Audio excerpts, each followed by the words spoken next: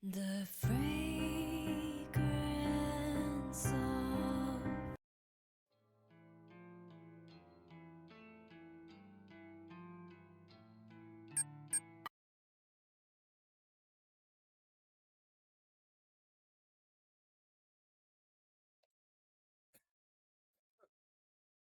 Oh dear. That wasn't supposed to happen, but it did. Hello. I'm just gonna turn this on now and we're gonna pretend nothing happened. Cool? Cool. I'm glad that we can all agree to I'm glad we can all agree to understand that certain things that we think happened did not happen, and they will remain to not have happened. Hello everybody.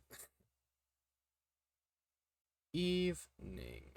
the Fragrance of white lilies. Oh, that was weird.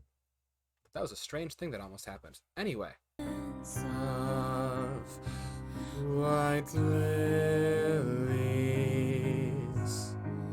drawing me deep, while I wait and wait.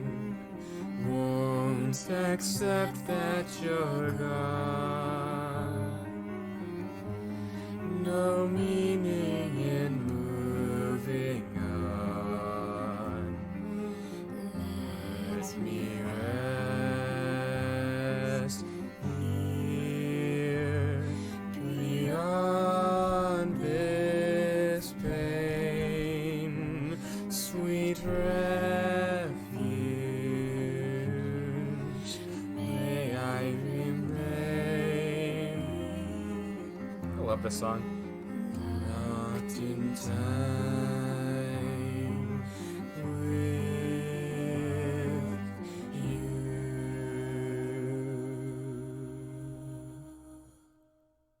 Come,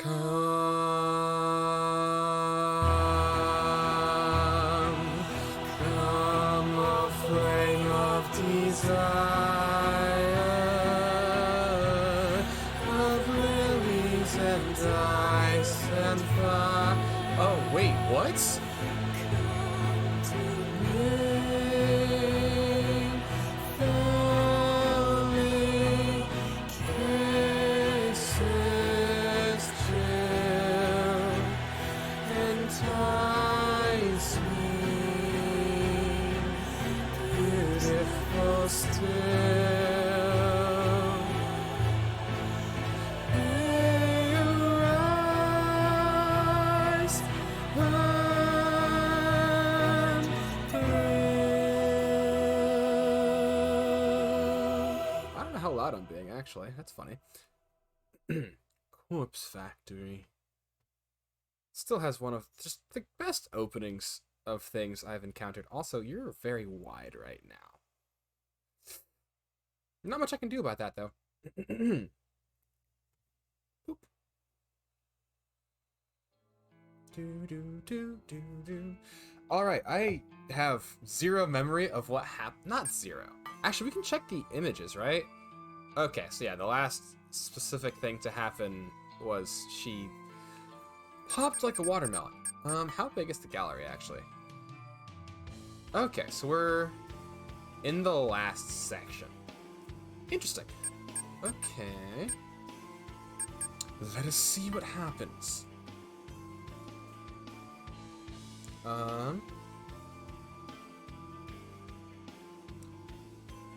This looks like the most recent. Yeah, we'll just say this is the most recent and hope. Excuse me.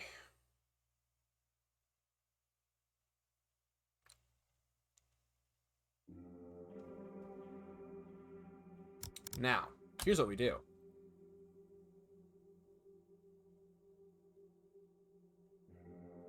Oh? Whoa, whoa, whoa, whoa, whoa, whoa, whoa. Oh, okay. I'm sorry. I thought, oof. I blanked. I thought we were playing a completely different character. No. We are right now playing the guy whose name I do not remember. But I do know his voice. Physical labor always makes me hungry. A normal human trait, I would assume. I take a seat at the restaurant and place an order once the waitress arrives. Waiting for a meal is boring. I decide to read. Today's book is Faust Photographie. I borrowed it from Noriko. She doesn't know. When I flip open the cover, I'm reminded of why I started coming here. I once saw Noriko at this very same restaurant. She was eating omurice and reading Strange Flower. She didn't eat much, 3 mouthfuls if I recall correctly. But she read her book until the restaurant closed. I learned then that she's a girl who would rather feed her mind than her body. I'm personally the opposite. I love to eat. But I find Noriko's traits endearing. It's hard not to fall for someone in love with educating herself. It also touched my heart that she chose to read the book I lent her. Come to think of it, I never did get that back. It's probably overdue at the library now. Maybe I shouldn't show my face there again. Add it to the list of places I can't visit anymore. My meal arrives. Omurice. I dig in. It's tasty. I assume this is Noriko's favorite. Funnily enough, it was Dad's favorite too. I devour the dish in a few minutes. I like to lick the plate clean. Always earns a funny look from the staff. The heat from the meal has fogged up my glasses. I take them off and wipe them clean on my shirt. I know you. Oh dear. Thanks to my natural blurry vision, I can't see who sits down across from me. Quickly return my glasses to their rightful place. Go Jimbo, right? I knew it was gonna be this guy. Oh gosh. Do I remember his name? It's like Junta? I think his name is Junta. Oh, hold on, I gotta get my slippers on. My feet are again cold. Kojiro. Did you just call him Kojimbo? I don't think so. I don't know how to feel about this man. Trust me. He says, trust me. You are? Junpei Matsumoto. Junpei Matsumoto. The rotund stranger offers his hand to me. I don't reciprocate the gesture. Can I help you? Nah, man. Just hanging, you know? No, I don't know. What do you want, Junpei? Saw you here, wanted to say, what's up? Do you know him? What's up? I don't know how to feel about you. I don't know you. I'll be going. Stay a while. Let's talk about Corpse Girl. Oh? The stranger's words prevent me from standing up. I glare at him. What about Corpse Girl? She's killed a lot of people, right? Like a hell of a lot of people. Something like that. Probably. I don't know. Come on, man. You're in her crew, yeah? Oh no! Seen you lifting at the morning. You run that white piece of shit van. Am I right? Knew something was gonna happen. This isn't what I expected to happen, but I knew it was gonna happen. I don't... Careful now. If I can find you, it can't be that hard for the cops to pinch you. It's never been that hard. What do you want? Like I said, just wanted to say what's up. Dang, Junpei really asserting himself as a dangerous character. The foul man leans across the table. His hot breath reeks more than the factory. I want to know how you guys do it. How do you get up every morning knowing that there's a killer out there even more powerful and successful than Corpse Girl? What? I know exactly what he's referring to. I try not to let my face betray me. It's true that Corpse Girl has some tough competition. Around the time Noriko targeted her sister, somebody hacked Corpse Girl's website. Ever since then, a new string of deaths have raged across Tokyo like wildfire. Deaths not caused by Corpse Girl. It started off with a copycat killer stealing Noriko's requests. People that were sentenced to death via Corpse Girl's website were found dead before we could reach them. But that didn't last long. After a while, completely unrelated people were being found dead across the city. People whose deaths had never been requested through the website. Because of that, we stopped worrying about it. Noriko was happy as long as her own victims weren't being poached. She didn't care if someone else was running a similar operation, as long as they kept their hands off her prey. I haven't given it much thought since. And then this guy appears out of nowhere. It's pretty damn obvious that he's involved with the copycat. He's seen me around, knows what I've been doing, knows there are two separate powers out there killing. Doesn't take much to figure him out. What's your method? Excuse me? You kill faster than Corpse Girl. How? Whoa there, buddy. I don't kill anyone. So what do you do? Here, check this shit. Oh? The Human Removal Service. We remove unwanted human beings. Take advantage of our free and efficient removal solutions. Fill in the name and address of a human being you would like removed. Dang, okay. It looks similar to Corpse Girl's website, but it's not the same. I read the name of the site out loud. The Human Removal Service. Nice, huh? It's got a ring to it, that's for sure. What is this? Let's read it. I do as I'm told. There's a paragraph of information below the site's title. We remove unwanted human beings. Take advantage of our free and efficient removal solutions. Fill in the name and address of a human being you would like removed. Following that text is a form to be filled out, just like the one on Corpse Girl's website. I think I get it. This is the copycat's own website. They are running an identical operation, accepting user requests for victim details, and then somehow carrying out killings. But how far do the similarities extend? Are they creating corpse photos to send to victims? Are they forcing victims to kill themselves, or carrying out premeditated murder? Are they delivering corpses to victims? You involved with this?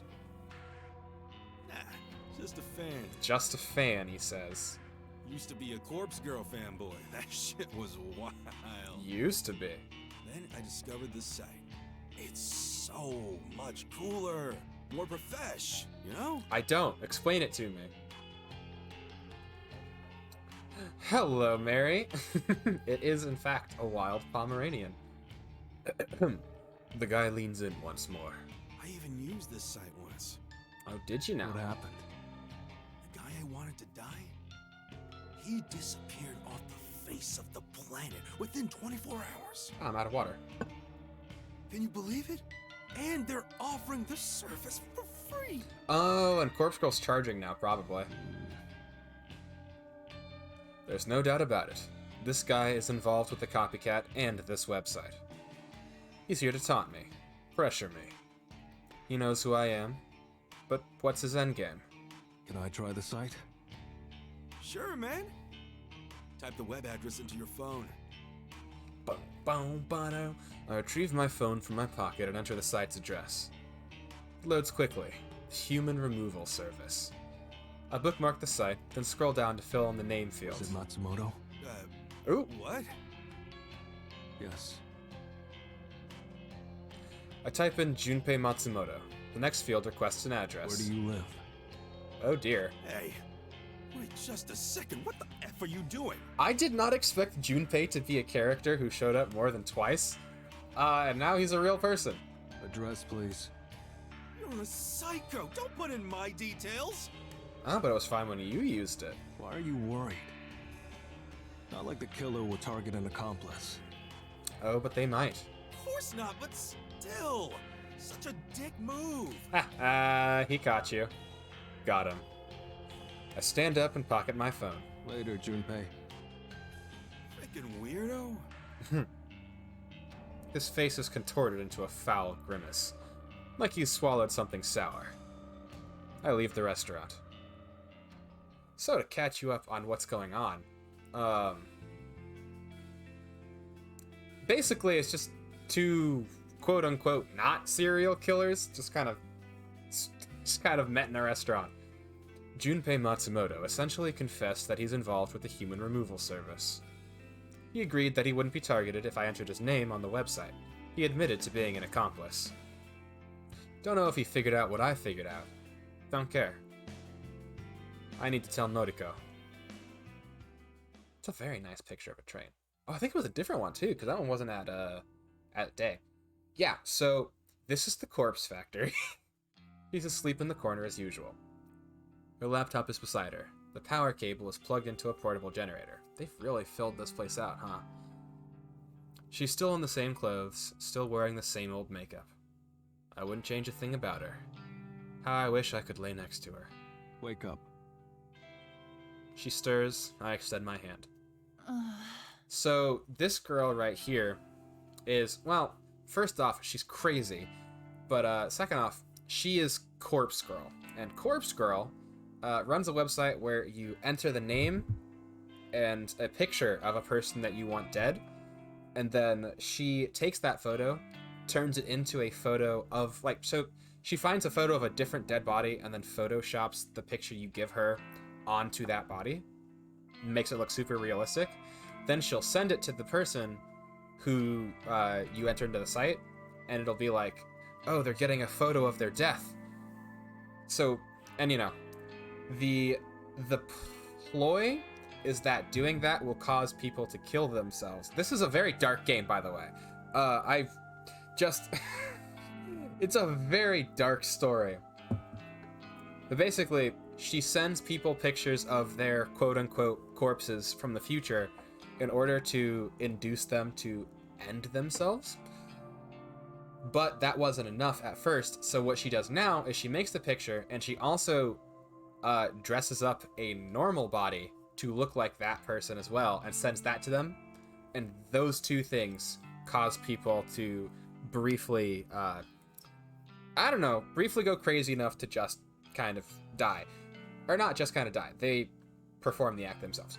But yeah, so that's how she does it. She doesn't directly kill anyone, but she is trying to get people to do it themselves. Why is she doing this? We don't know. Just that she's incredibly passionate about it and also very crazy. We have not yet confirmed this, but I do believe that she hasn't left this factory in at least a month, which means she definitely doesn't have a job anymore. But I think she charges now, so I don't know. But yeah, so that's the backstory on her. And the other guy who we just met, his name is Junpei. He's actually dating her best friend. And apparently he's also involved with the copycat. There is a copycat killer who's been doing what she does, I think. We don't know what they do. We know they make photos, but we don't know if they do anything else. So yeah, that's the plot so far. Or like, that's a general what that's about. There's a lot more going on here. But It's that's still early. it's very hard for me to explain. Need to talk. It's important. Yeah, and he's also crazy because, well, first off, he's working with her, so that automatically makes him weird. But also, he's just weird. He has this weird fascination with corpses, like with just, I don't know, strange. He's a very strange person, and they're both on the spectrum of spooky. She rubs her eyes and yawns. What is it? Look, I hold out my phone and show her the copycat's website. Her eyes widen slowly as she reads the text. Her jaw drops ever so slightly, and she looks at me in shock. How did you find this? I've been searching for weeks. I've tried so hard to find how the copycat is choosing victims. Where were you searching? But there's absolutely nothing about this anywhere. met a guy yesterday.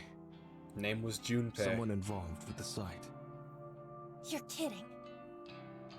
Serious. Junpei Matsumoto. Oh, that's a dangerous name to say to her. Good guy. Rude. Unlikable. She knows who he is. She also Knew doesn't who I like him. was. Knew about the morgue. Shit. He knows? Yep. Don't know how. I have theories. We need to kill him. Probably. Wait, actually, you should probably find out what he knows first. How? If he knows our methods, he won't just kill himself when he gets delivered a corpse. He'll just laugh it off. No, I know that. Oh, what? You're suggesting you become actual murderers now? We really kill him. Noriko is silent. It's the unthinkable. Something we've never done before. I don't know if I can. I can do it. Oh yeah, she also doesn't eat. One of many... She is a bundle of different... I mean, they're all kind of bundles of different psychological issues. But one of the things she does is she doesn't eat. Like, this game is full of a lot of really cool, very detailed, and, you know, very realistic depictions of certain types of psychological problems and mental health issues. So, you know, be aware. Oh my, murder, exactly. Hello, person who should play Dwight in the Dead by Daylight movie. Is there a Dead by Daylight movie? Hold on. I can just check that really quickly, because I remember you all were talking about this earlier. Hold on. Dead by... Oop, it's not working. Daylight movie. Oh, it is getting a movie. This is like announced very recently. I guess it would have had to have been announced in the last couple days for me to just not know. Or for me to... yeah. There's a the movie happening for some reason. Yep, I don't understand it either. I also don't know who Dwight is, but you know. I don't want to kill the guy. I need to kill him. It's for our own safety. With him alive, our secrets are compromised. He knows me. He may very well know Noriko. And he does. It's, I guess it did put him in danger before, but now he's actually in danger, because you want to kill him? Between the two of them, Noriko's scary because she's crazy, but Kojiro is scary because he's crazy and, like, dangerous. Because, like, she'd fall over in a stiff breeze, Junpei Matsumoto? but he takes care of himself and is very much willing to kill somebody. Oh, she's remembering. Why does that name sound so familiar? Check his profile. Ooh. Noriko doesn't waste any time in bringing up his Noise profile. Noise is just the social media of this game. Oh, shit! Yep. I peer over at her phone. Sure enough, the profile picture matches what he looked like. Hard to forget a guy like that. This is Aoi's boyfriend. Uh-huh. Aoi, your friend. Aoi, the girl that Noriko never stops talking about. The cute and shy one. The one I've followed more than a few times out of curiosity. Wanted to see what constitutes a friend of Noriko's. Needed some tips. Is she dating Junpei? Strange match. Is this for real? I met Junpei some time ago.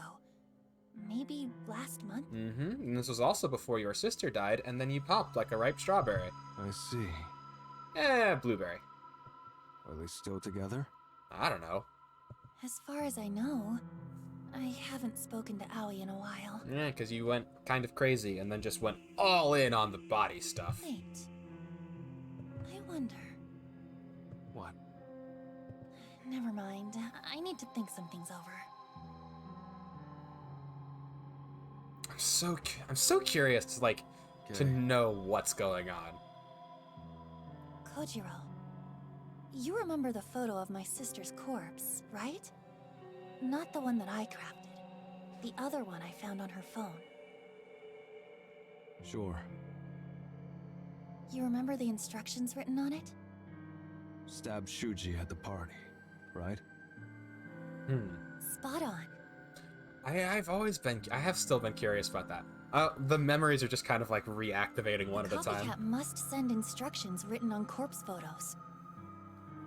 I have a feeling the instructions always relate to killing other people. Other people whose deaths have been requested. I mean, how would they know? I get it. Kill two birds with one stone. Send one corpse photo to a victim and have them kill another victim. It's efficient. That's how they've racked up so many deaths so quickly. Maybe? Exactly. We can only rely on news reports for the numbers, but it's pretty clear that the copycat has claimed a few hundred lives in the past month. Jeez! A few hundred is a lot of people. And we're up to 164. So if we're going to use a few, meaning 300, they are I mean, yeah, if they're killing two birds, one stone, they are outpacing you.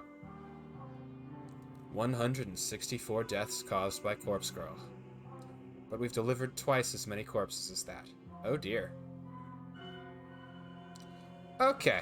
Okay, good. I've been worried that their success rate was going to be super high and I'd have to mark them down for that. But no, because, like, just getting a strange picture and a spooky package is not enough to make somebody jump off a building. There are people who would, though. Yeah, the popularity would have a detrimental effect on that. Okay. As public knowledge of Corpse Girl increases, the fear of receiving a corpse decreases. People are starting to figure out how the method works. If they don't cave into fear, they don't kill themselves. It's that simple. In most cases in which the victim has survived, they simply brush off the attempt on their life. They call the police, have the corpse removed, go on with life. We haven't been doing so well lately. Nope. But the deaths across Tokyo, the ones unrelated to us, are expanding at an exponential rate. Seems that way. But like, if you got a picture of yourself dead, with like instructions to kill someone else or this will be you, Then our rival has a more foolproof method of killing. honestly, that does line up a bit. Being given an order and a psychological shock would typically make you more likely to fulfill that order. That versus just getting shocked. Is it as simple as adding instructions to a corpse photo? Threatening someone with death unless they carry out the instructions? I mean, if you remember your greatest success before you started using actual corpses, that is what happened. And then, if victim A receives a corpse photo, follows the instructions, and kills victim B, how does victim A also end up dead? Self-defense. Surely it's not suicide at that point. Why follow the instructions to spare your life and then kill yourself anyway? You'd be surprised how killing people can It affect doesn't add up. things. How are they killing so many people so quickly? Stalking. I don't know. Don't know. Neither does Kojiro. It's true, I have no idea. I pride myself on always being in the know, but this is beyond even me. However, I do know how to find out. Maybe I'll pay Junpei a visit. See what information I can extract. Careful, buddy. I don't like it, but You don't seem like you don't like it. maybe our only chance. Oh yeah, another small detail about her relationship with Junpei. So, she likes Aoi, and has kind of been hung up on Aoi for... I mean, they knew each other in high school. It's her best friend, her only real friend, to be fully honest. Well, she's got... just semantics aside. Her best friend, she had a crush on in high school, and still is kind of hung up on. Which contributed to the shock and the reason that she popped like a ripe strawberry and went fully crazy at the end of Act 1. And yeah, when she met her boyfriend, she was very upset that she had a boyfriend internally, but she managed to kind of keep a lid on those emotions. And, you know, all of that to say, I don't think she's really upset that Junpei might have to be removed for our own safety. Get as much information as you can from him. Then, dispose of him. So easy to tell someone else to do it, huh? Her words cause a flare of adrenaline inside me. I won't let her down. She's given me a task. An important task. I'll show her what I can do. On it. You're just lucky that this man is so utterly devoted to you. Good luck, Kojiro. And be careful. Of course. What are you gonna do, give him a kiss on the cheek? Later. I'm thankful that Noriko always looks away before a smirk splits my face in half. I take my leave. Read that wrong, but it's fine. Quite a bit of time has passed since he went inside the maid cafe. Doesn't she not work there anymore? Can't imagine eating a meal takes this long. Unless there's something shady going on, he should have come out by now. My knees are beginning to hurt from crouching. I could stand up, but then I'd be more visible. Crouching at the corner of this alley suits me just fine. My knees should hold. I have a perfect view of the entrance. Take a note of every single person entering and exiting. but he hasn't come back out. His noise post from earlier was right on the money. He said he would visit the maid cafe, and sure enough, I watched him enter. Oops, stretch. That's actually not a terrible idea. Ugh. Ooh, wow, I actually needed that. I'm surprisingly stiff. Thank you very much. Also, my arm. A little stiffer than I thought I was. Oof. Could be he knows I'm tailing him. Whole thing could be a ruse. He might have an escape route. But I already scoped out the alley behind the cafe. There's no other exit. Front only. Could he have climbed out a window? Doubt it. Big guy. Not very fit. Even if he'd attempted such a feat, I surely would have overheard the struggle. I'll keep watch here. Can't be that much longer. According to Noise, he comes here often. His favorite place. Likely where he met Aoi. She still works here, according to Noriko. I thought she quit. What does Aoi see in him? Probably nothing. I don't really trust Aoi. What does Noriko see in Aoi, for that matter? It's point of obsession. The girl is boring. Cute, sure, but no outward personality. Good point. I don't know. Maybe I'm missing something. Hard to tell when you're only watching from afar. Oh, did he leave? There he is. I'll have to follow him. Can't confront him here. Looks like he's heading towards the station. Easy. Here goes. Yeah, it's, oof. Oh. Really? Can't believe this guy traveled to the very end of the train line. Took nearly an hour to get here. If his home is all the way out here, why does he travel so far just to visit a maid cafe? He wandered into this underground parking lot, so I'm guessing his apartment building is above this little tomb. He might be aware that you're tailing him. Did you ever think about that? No one else around. Hey, is someone there? What did I say? Guess I'm not as stealthy as I thought. Huh? Kojimbo? Dude! Junpei Matsumoto. The fuck? You follow me home, dude? That's right. Oh dear. Have some questions. Not cool, man. Could've just DM'd me. That is a good point. No. Oh, I guess you don't want a record of this, huh? I stride up to him and press my chest against his rotund belly. Standing this close, it's easy to see he's actually younger than I thought. I'm nearly a full head higher than him. Despite his bulky build, I don't think I'd have any trouble crushing him in a fistfight. Back off, dude. I'm warning you. I don't think I'll do that. Question 1. Oh dear. Hey, I ain't playing your games. Who runs the human removal service? This is going to get unfortunate. I ain't telling you that. And smack. Question 2. How are the victims of the website killed? Oh, never mind. Fuck you, man. Question 3. Unfortunate. Shut up! What is your role? I've listed the questions in order of importance. Please answer. He's so ominous. Junpei pulls his head back and spits in my face. Really? A disgusting glob of saliva dribbles down my cheek. I snapped 2 of his fingers. Holy fuck! That escalated quickly. Oh no! The knuckles within his blubbery digits. Okay. The knuckles within his blubbery digits break inside my fist as I bend them in the wrong direction. I savor the sensation of shattered bone grinding against shattered bone as his knuckles splinter and pierce his skin. Question 1.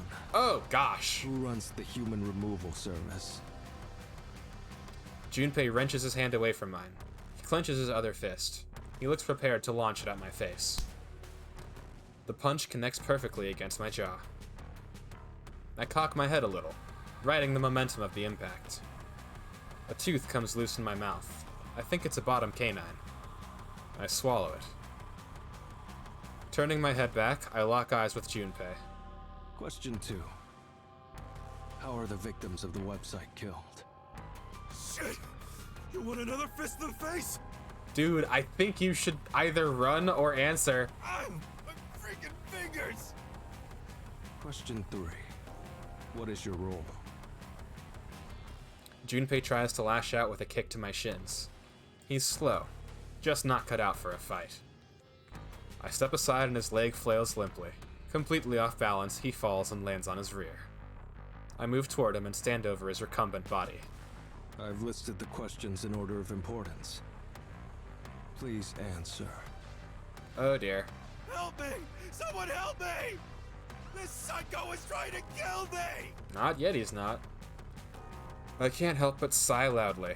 I run my tongue along my gums, feeling for the gap created by my missing tooth.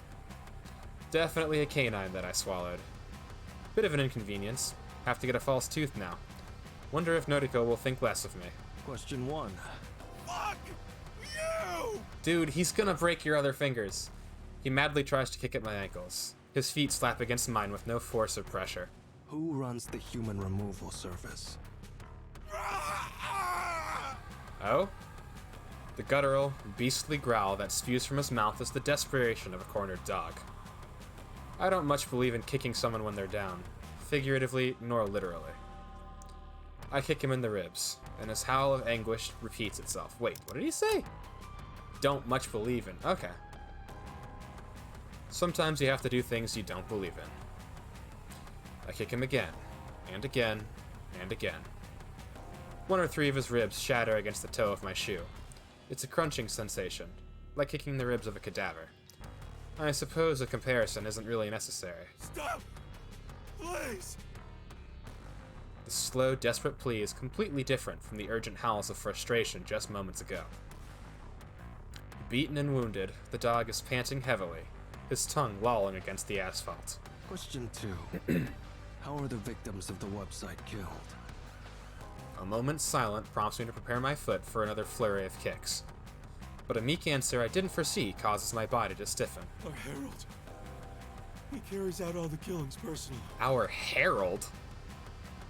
I frown, and the motion causes a sharp pain to shoot through my bleeding gums.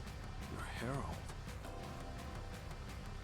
The dog spits blood down his shirt and groans. He's a visionary, Oh, a prophet, okay, so you have a whole cult.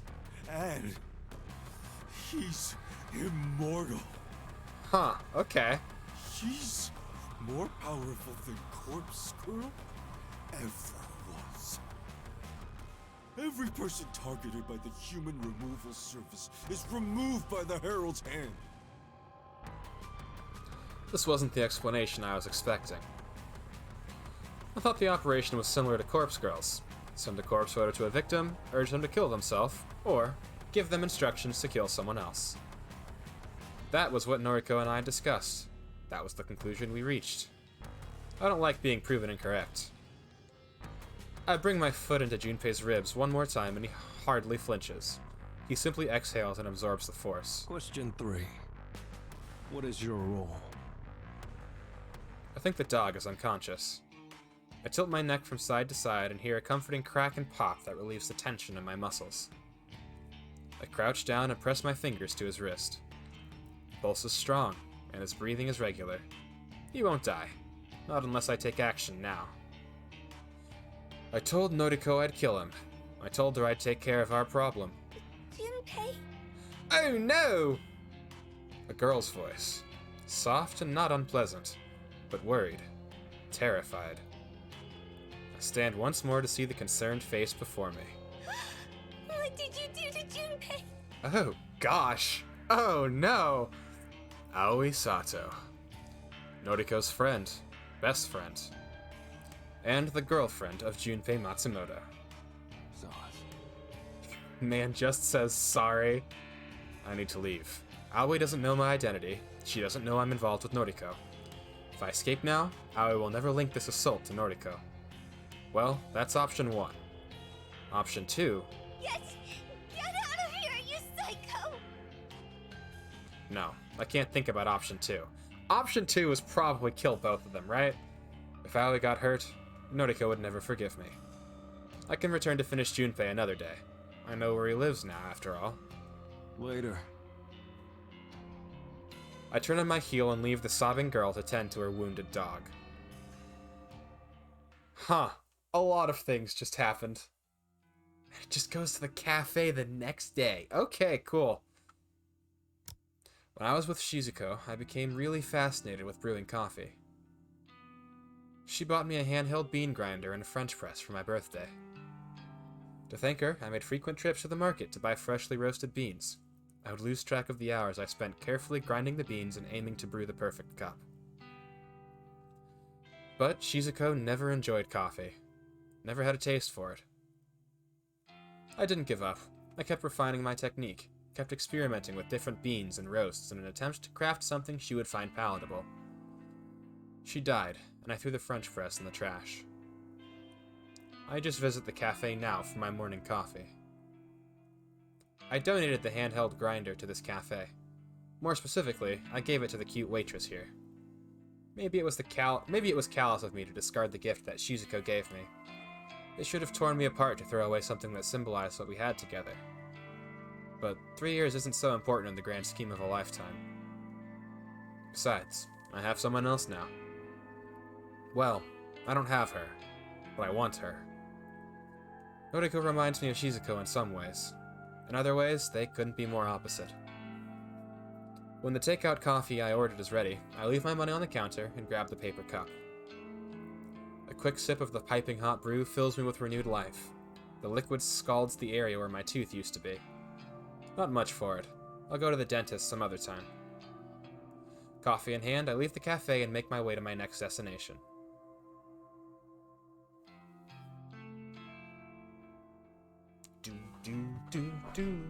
Ah, my neck. Public libraries don't get the credit they deserve in this age. They're quiet, calm, soothing. That doesn't always do it for me, but it's nice to escape the bustle of the city. Plus, they always carry works by my favorite authors. But the librarians don't pay me any mind. I think they're at a loss to recommend books that fit my tastes. I don't feel judged here. Nobody looks at me and wonders if I'm a creep. Nobody cares about my unshaven face or crinkled clothes. Nobody looks at me and asks if I miss Shizuko. I wish someone would ask. Just once. It would be nice to know someone cares, even if I don't. But no one knew Shizuko. No one knows she was in my life, and no one knows she's gone. I haven't even told Noriko about her. I think she has enough on her mind right now. I'll tell her when the time is right. After wandering around the library aisles aimlessly, I pick a tome from the shelf at random and find a couch to sit on. Comfortable at last, I sip my coffee and thumb through the book I've acquired. It would seem I've selected an autobiography about a famed painter I've never heard of. It will do for now. I'll read anything. I skim through the preface, then the first chapter. My fingers pick up speed as I thumb through the pages, never absorbing more than the first line of any particular page. Boring. Drivel. I can't read this. I toss the book aside and rest a closed fist underneath my chin. I'm not normally this restless. Usually, I'm focused and driven. But it's my birthday, and Shizuko isn't here to get me a gift. Perhaps I regret throwing away the French press. It was the most thoughtful birthday gift I've ever received. Perhaps I just regret losing Shizuko. I don't know. If this were any other day, I wouldn't waste my time dwelling on the past. I thought I was above giving this day more significance than any other. 35. Frick, where do the years go? Time really does slip through your fingers. Hell, it's even been more than a year since I met Noriko. Technically, I doubt she remembers our first meeting. I peer around the library and find a smile forming on my face. She probably thinks we met here just a few months ago. I ask her some trivial questions, something about Lovecraft or Cthulhu. Then I introduce myself. But the first time we bumped into each other was at my apartment. Well, her apartment. Oh, did he used to live here? It was a fully furnished apartment. Didn't have to take much with me when I left. I bet it looks much the same today as it did back then. I returned to collect a few last things. A couple of blankets in the closet, a broom and dustpan, a few knuckle bones, the usual stuff. Oh no. And I wanted to say goodbye, one final time. To my surprise, she was there, chatting to the landlord casually, inquiring about the terms of the lease. I must have frozen in my tracks when I saw her. I know that I spent a few good minutes simply staring. She was beautiful. Gorgeous. Breathtaking. And she looked like Shizuko. She looked so much like Shizuko.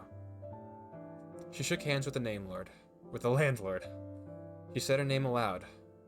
Noriko Kurosawa. Her name stuck in my mind, replayed over and over in my head. The landlord accepted her offer for the apartment. Noriko would be moving in, making the place her home. My place. I must have bumped my shoulder into her by accident when I tried to squeeze past. She apologized. I apologized. Zaz was just leaving. I'm so worried now. Oh, no, please. It was my fault. I'm very sorry. Did you live here? Yeah. I see. Thank you for taking care of the place. I'll be moving in soon. Oh gosh, so many things are making sense to me now. I see. Or not so many things, but one specific thing. Did you like it here? Yes, very much so. It was home. I'm glad. I hope that I feel just as comfortable here. You did for a while. I nodded, but didn't pull my eyes from her face. She walked away after gracing me with a polite bow.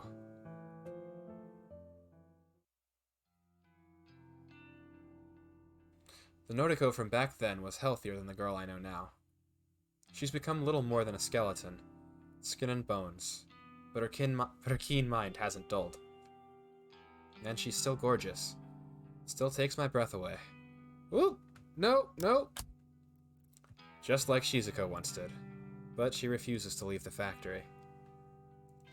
She refuses to return to her apartment. Occasionally, Tomoe will go and fetch the things she needs. Clothes, tiny portions of food, coffee mostly.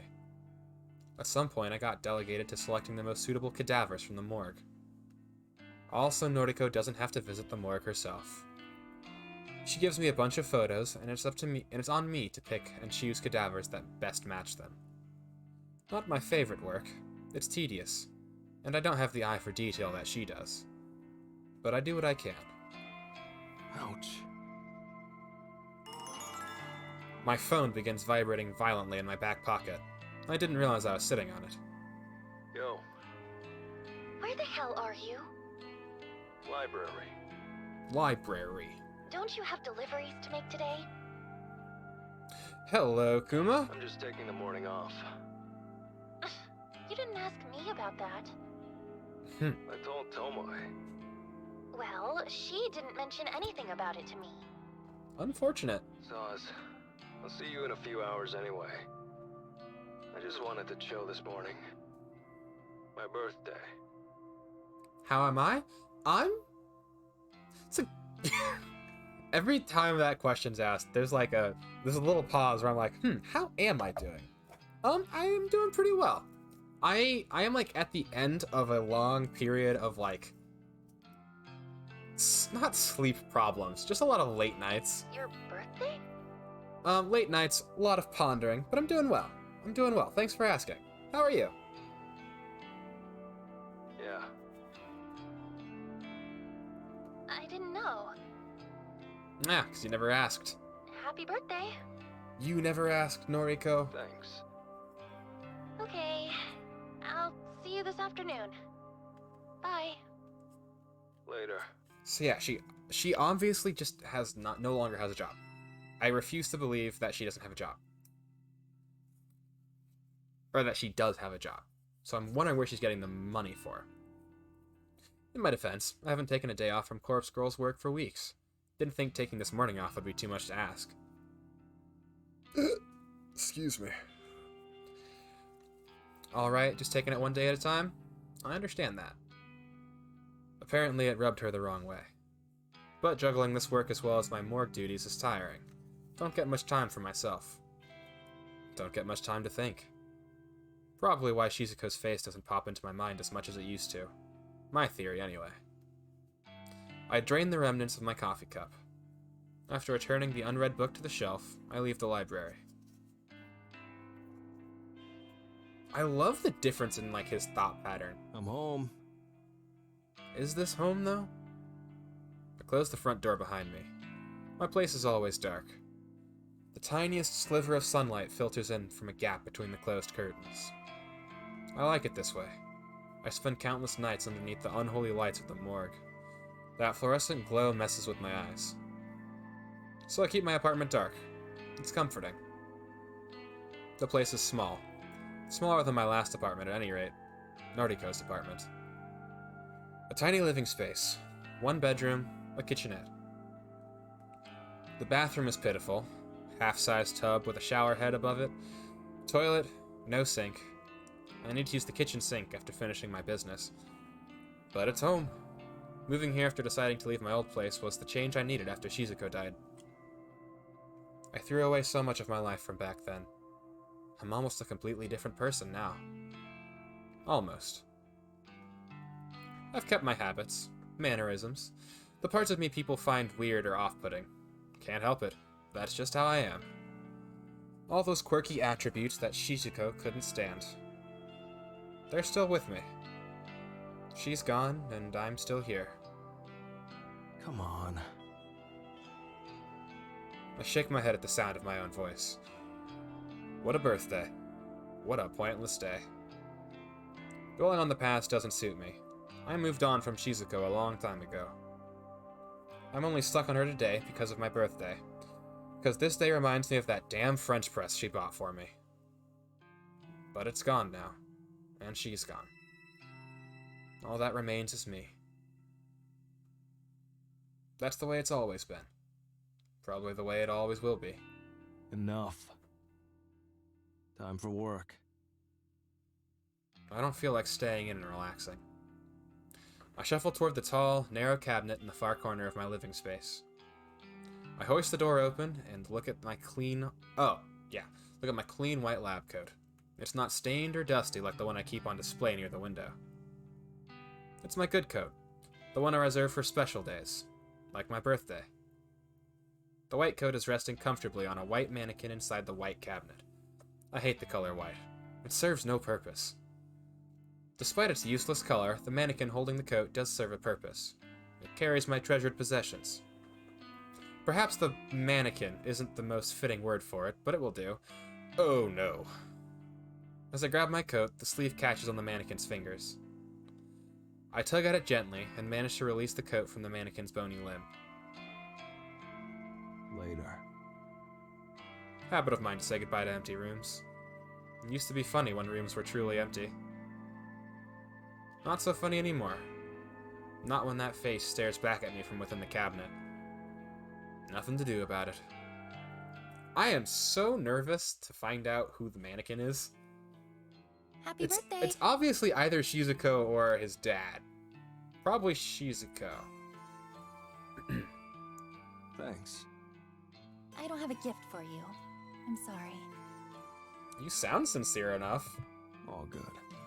Also, you don't process emotion, though, so that's a thing. Noriko runs her hand along her opposite arm shyly. Not like her to act so awkward and embarrassed. I just didn't know. That's all. I know. He's so understanding. She seems truly disappointed in herself for not knowing my birthday. I looked at my noise feed, and it even has a notification that today's the day. I'm sorry. I don't have a reasonable excuse. She's... I forgot that she can be a normal person. Fine. Really. What's on the agenda today? I want to break away from this discussion. I hate my birthday. I hate Shizuko for leaving me. Noriko sweeps a stray strand of hair behind her ear and contemplates the question. 12 deliveries. Tomoe has already prepped the bodies. She's waiting in the van. I've sent the photos to the victims. Only 12 today? Only 12? We're not getting many new requests. All of today's deliveries are just part of our backlog. There aren't many corpses left here, actually. That's probably a good thing. We've managed to work our way through most of them. Have to visit the morgue again soon. I see. Things seem to be slowing down. Which is both a good and a bad thing. The copycat is stealing our business. I just know it. The copycat's apparently a whole cult. Maybe. Oh, that reminds me. Whatever happened to Aui's boyfriend? Oh no, you haven't told her yet. What do you mean? I can't believe I forgot about it. You were going to kill him. Oh, yeah. Still alive. Somehow I'd forgotten about that too. Caught up in my own head today. Junpei Matsumoto. Is he dead? Unlikely.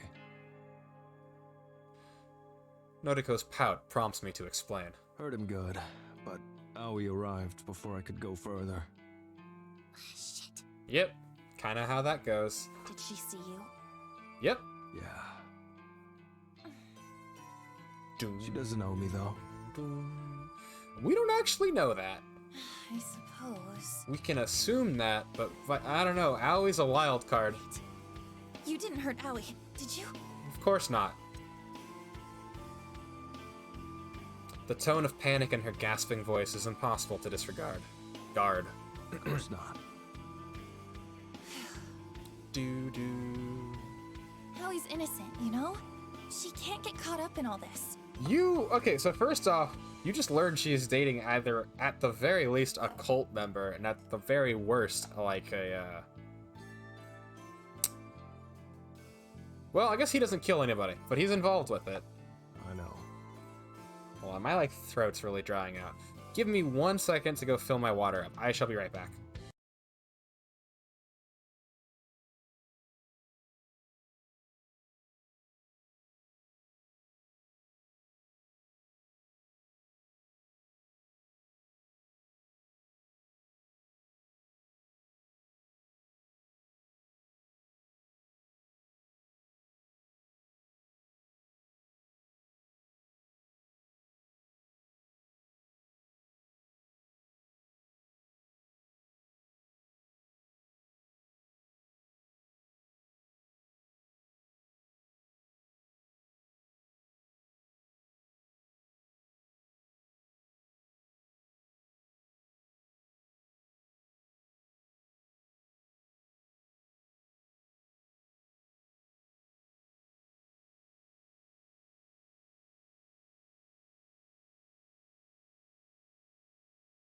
Wow.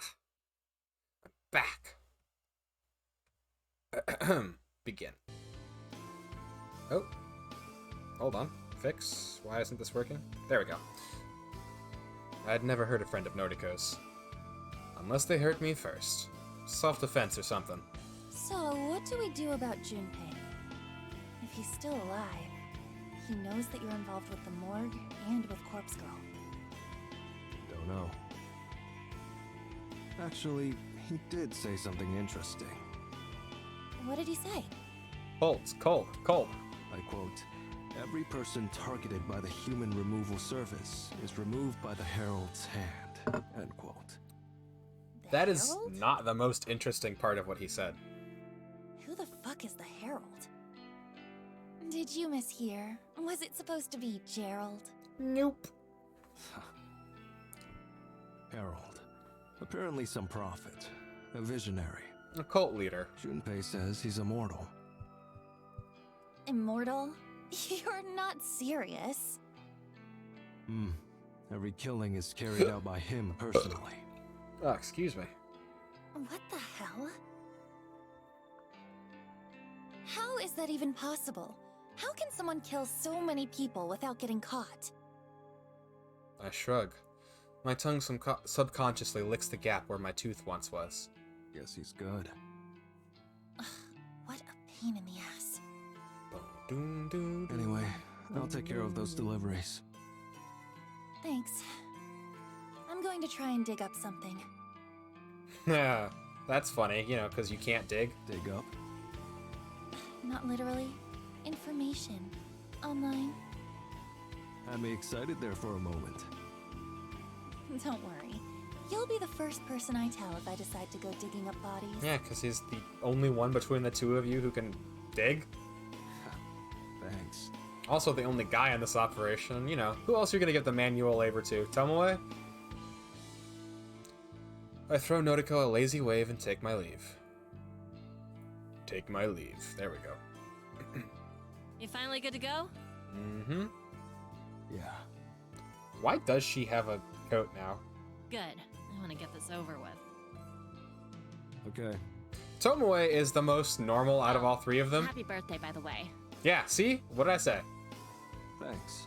Like, we start hating her, but I actually like her a lot now. It's funny to think that Tomoe knows about my birthday. I assume she read about it on Noise, since we're now friends. Get any prezzies? No. Not more. Lame. What do you like?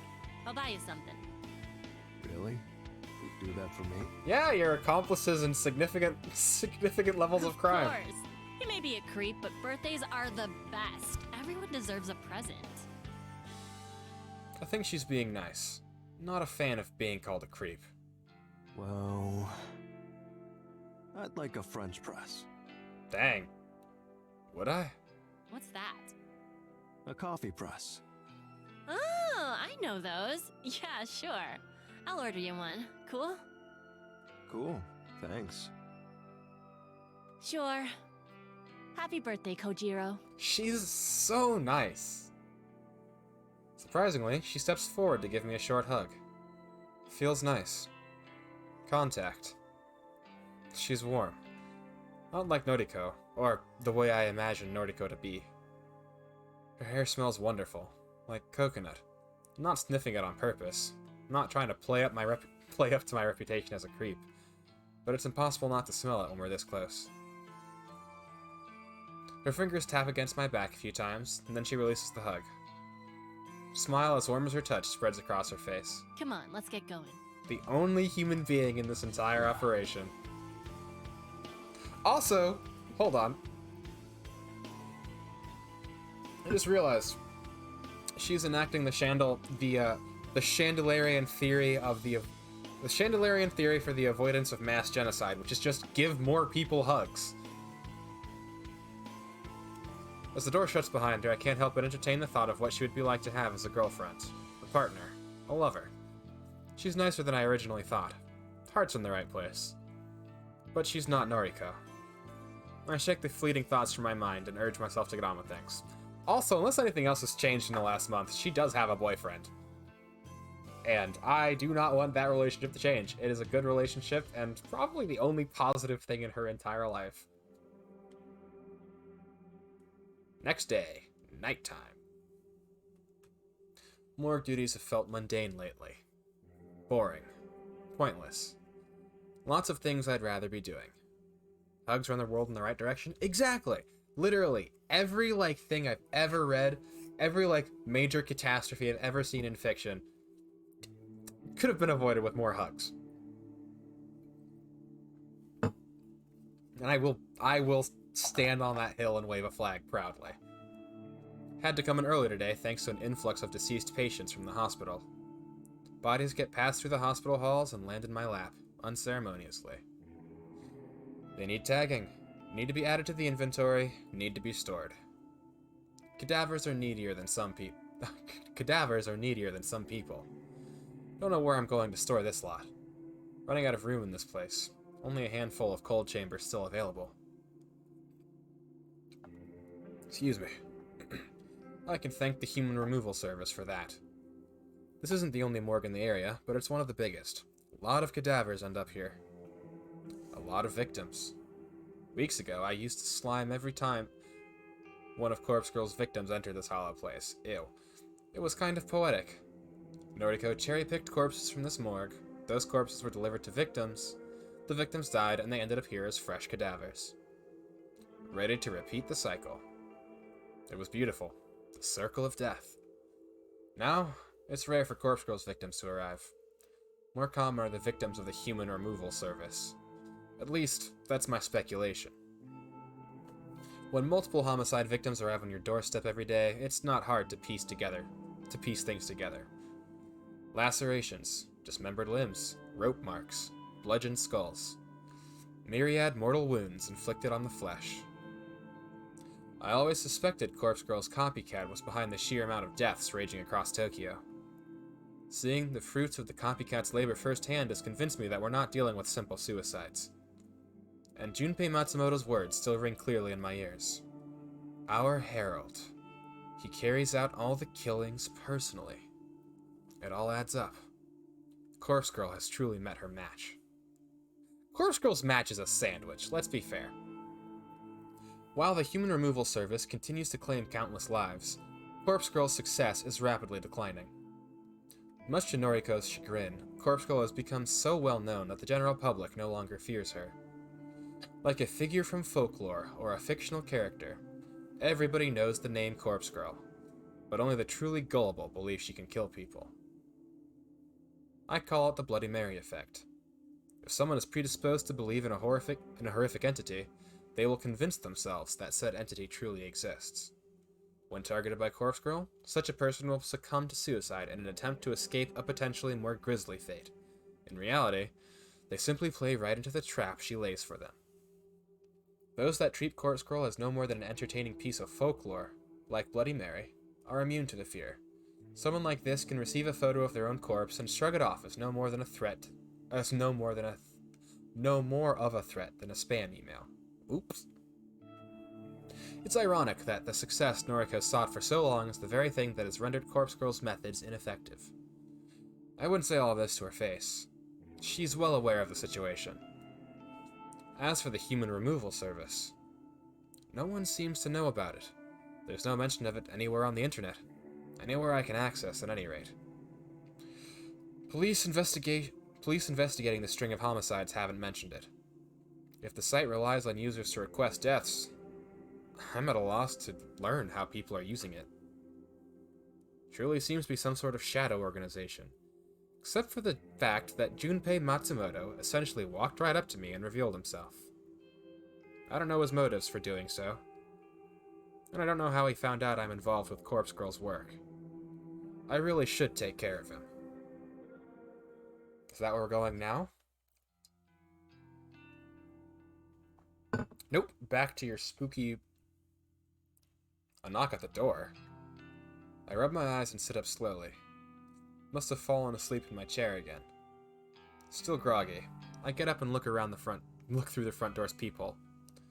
A single, lonely package sits on the doormat. Don't know where it came from. Haven't ordered anything online recently. Swing the door open and pick up the plain brown package. Something rattles inside. Bring it in, I slip my thumb underneath the packing tape and tear it open. Nestled on a bed of packing foam is a white box adorned with the image of a French press. A coffee maker. Tomoe. That's right. This is a gift from Tomoe. She really bought me a birthday gift. Something I truly wanted. My friend, Tomoe. After putting the package down, I retrieve my phone and open up Noise.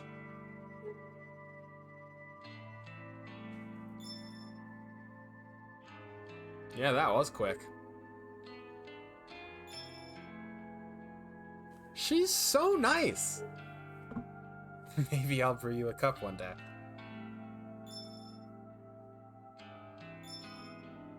Extra sugar.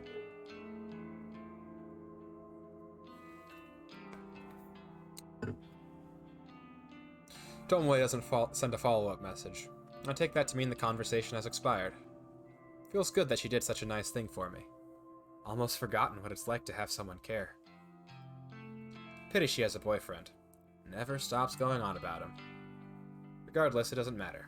I shouldn't misconstrue a kind gesture as affection. He was simply giving a birthday gift. Something most people would do for a friend. Something Noriko didn't even attempt. Don't know how to break down Noriko's barriers. Been trying for a long time. She just never seems to warm up. Maybe chasing her is a lost cause. But I'm tired of being lonely. I'm so tired. Noriko, Tomoe, I don't care. If either of them would accept me, I'd give them everything I am. I just don't want to be alone anymore. Oh dear. That's a very bad spot.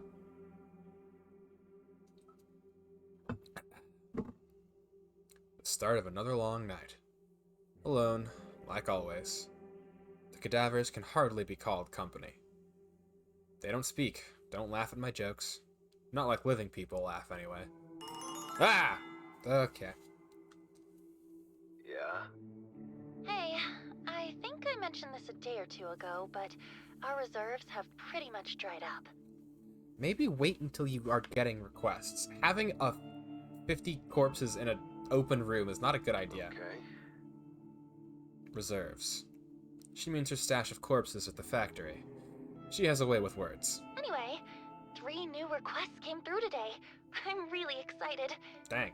Maybe things will pick up again. I doubt it. Maybe.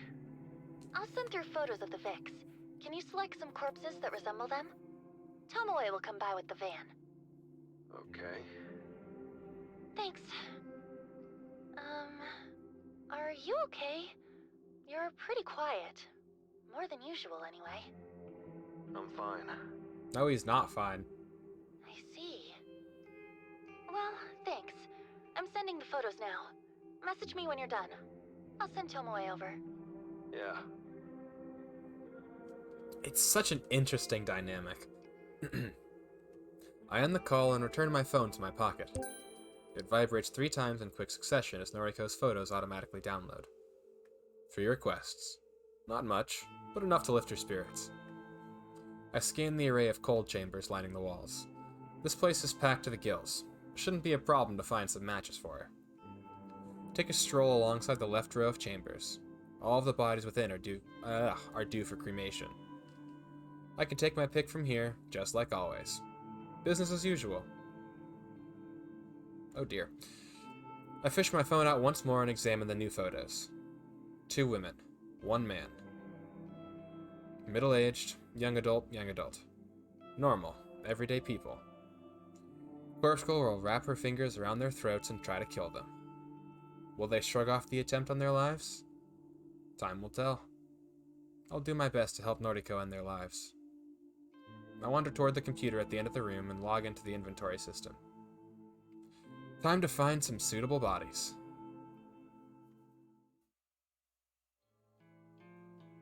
The corpses you picked out are good. 2 of them, anyway. Where are you getting all these lab coats from? What's wrong with the third? What is wrong with the third? He looks a bit too old. Older than the victim, at any rate. Pick yourself. I see. Sorry. It's not a problem. I think it'll still be convincing. Are we delivering them today? No, I received even more requests overnight. I need you to go select more cadavers. Go with him. Sheesh. Again? Also, how many ashes do you think he has stored? Sorry. Aren't you happy that we're busy again? Couldn't care less. I'm only doing this for you.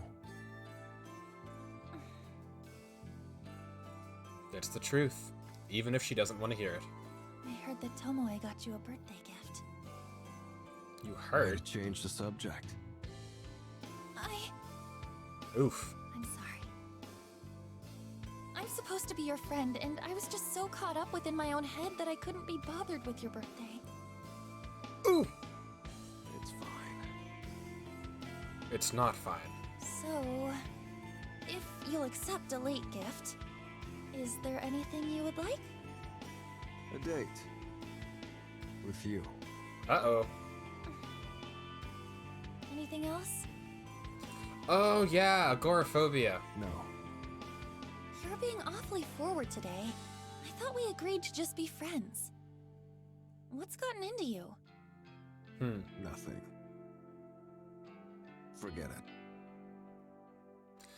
I have to look away from her to prevent her from seeing the snarl on my face. I'll go pick out some cadavers for you. Later. Okay. Bye. Yeah, she is just kind of becoming more and more the worst. I step away and mutter to myself. Stupid.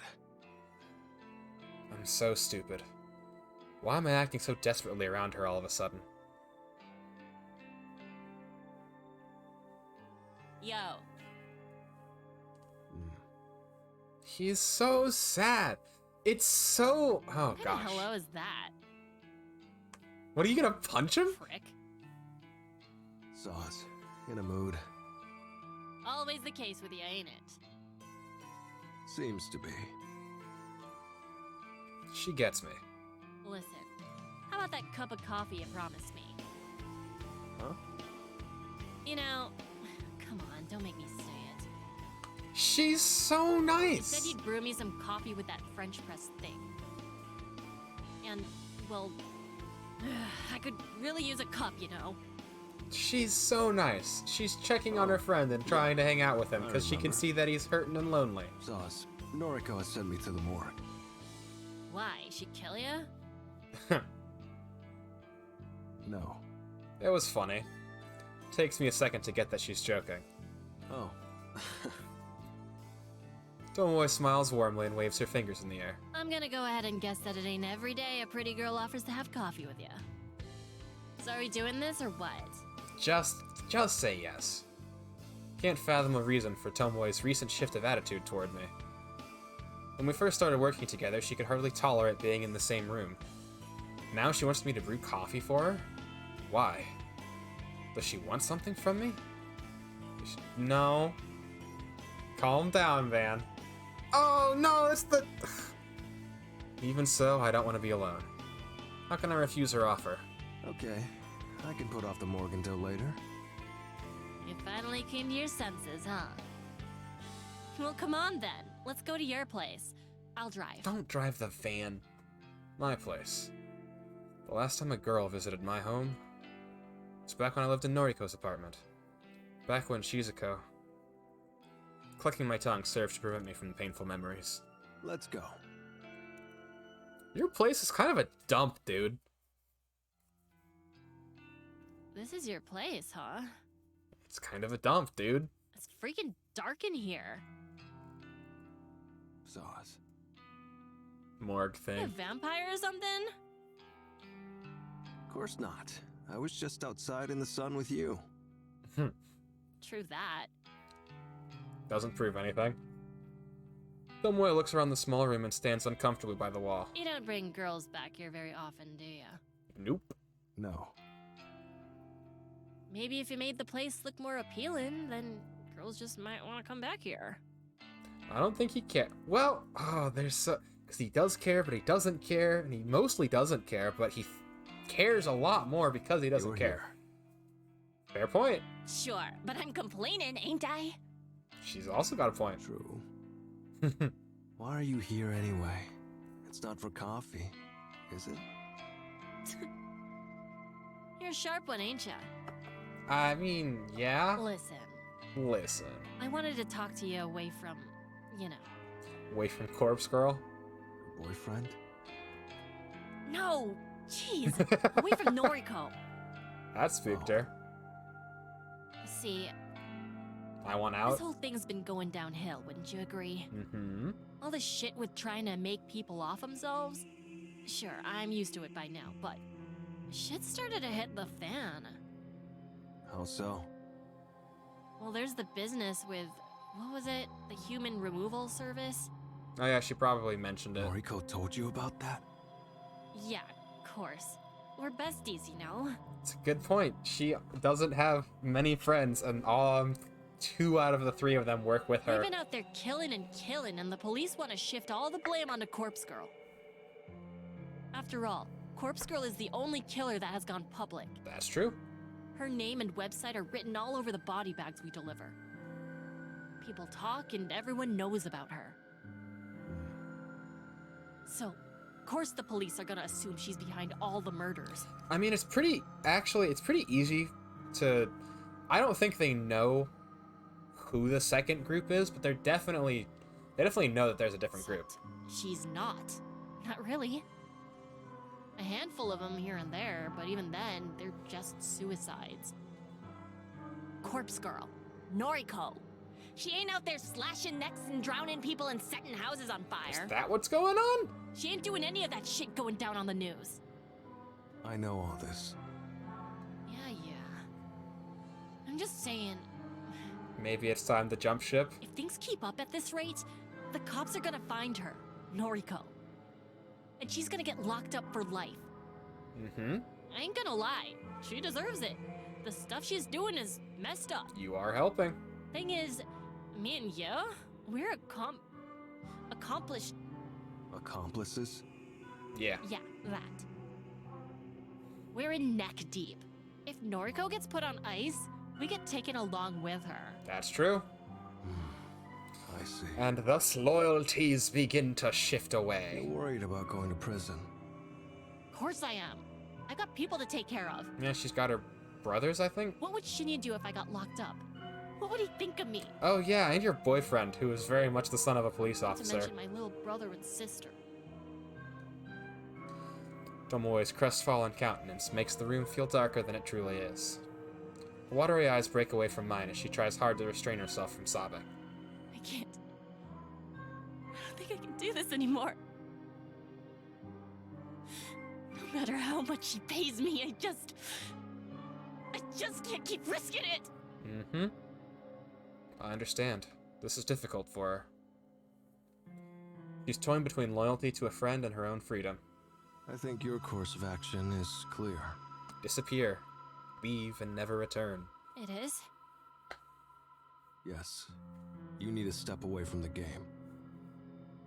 It won't do us any good if you're not totally invested. That's a way to phrase You that can thought. make a fatal mistake that has consequences for all of us. That's a way to phrase that thought. If you're not committed, not focused, it's best that you part ways with Noriko. That's a way to phrase that thought. You know, you really are more understanding than you look. At least she understood. I thought you were a total social outcast with no feelings or empathy. No one is fully like that. Thanks. Let me finish. I was wrong. She's so nice. You're all right, Kojiro. She's also the only human being on this crew. I'll take your advice. I'll talk to Noriko and tell her I ain't cut out for this anymore. It's for the best. I guess we won't hang out anymore. Do we ever hang out? It's true. Well, our deliveries, our time at the factory. I mean, I guess you could count it as hanging out. Dunno. Kind of grew to like it. Kojiro. Aw. Oh, shit. I forgot. There's something I still need to do for Noriko. What, you need to put some pins in someone? What's that? She asked me to go to her apartment and pick up some clean clothes for her. Oh yeah, you did function as her live-in nurse, I huh? heard that much at least. Oh, the cops are so definitely You wanna there. come with me? Her apartment? Noriko's apartment. My apartment. Not anymore. Haven't lived there for a while. But it will always feel like mine. I wonder if there are any old memories to find between its walls. I think you left things there, because there's a smell. Okay, I'll come with you. Do I need to break any windows? She gave you the key. No, of course not. Noriko gave me her keys. I see. You sound disappointed. I shrug and let her accusation slide.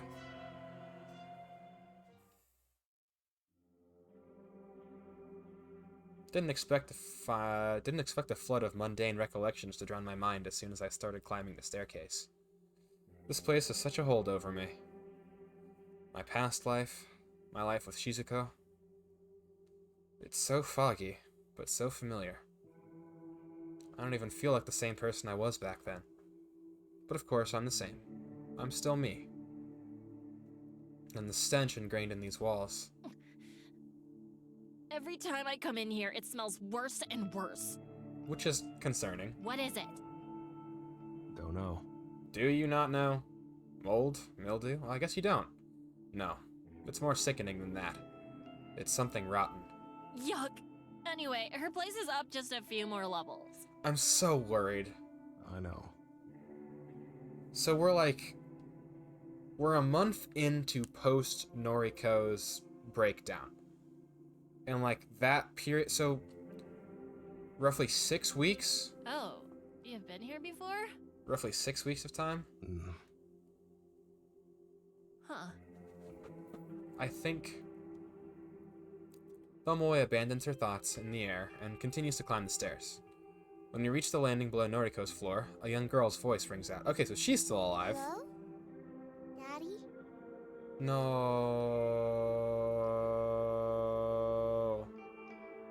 Huh? What? She notices our arrival. Why are you alone? Who are you? Where's your father, child? Kojiro. Where's your dad?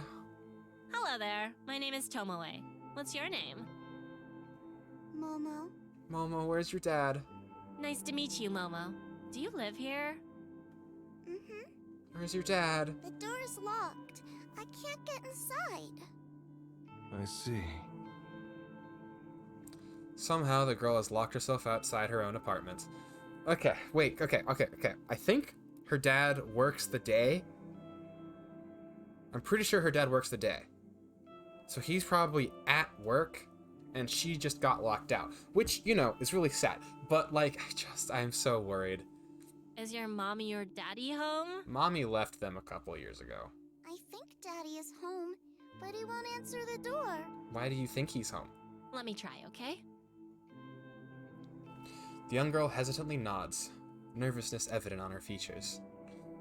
Tomoe slams her fists against the apartment door, unafraid of holding back her strength. Yo, anyone home up in here? No answer. Hello? Anyone there? Still no answer. After a good 30 seconds of pounding the door, Tomoe puts her hands on her hips. Are you sure your dad is home right now? I think so. He was here right before I went outside to play. I'm so worried. Tomoe grimaces and looks me dead in the eyes. You don't think something happened, do you? I think something did happen. Don't know. I crouch down and rest my weight on one knee so that I come face to face with the girl. What's your dad's name? It's Kenji. Please no. Kenji, huh?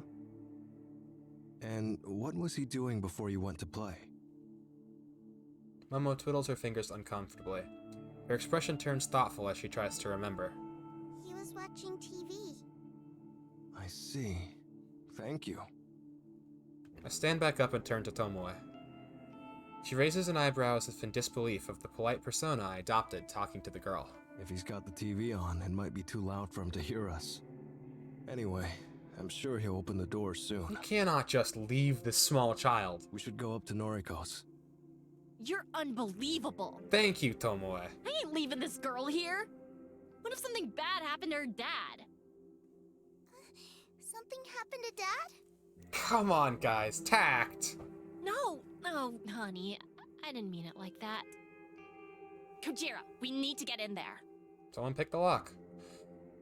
Tomoe's sentence is cut off as the apartment door suddenly opens. A formidable man, broad-shouldered and with a smoldering expression, now inhabits the open doorway. I knew that's not her dad. Oh no. No.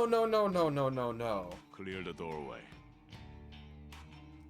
Takes one look at Momo and then turns his neck to bark at someone behind him. The daughter's right here. Bring her with us. Hurry it up. Oh no, they've tracked it to the thing.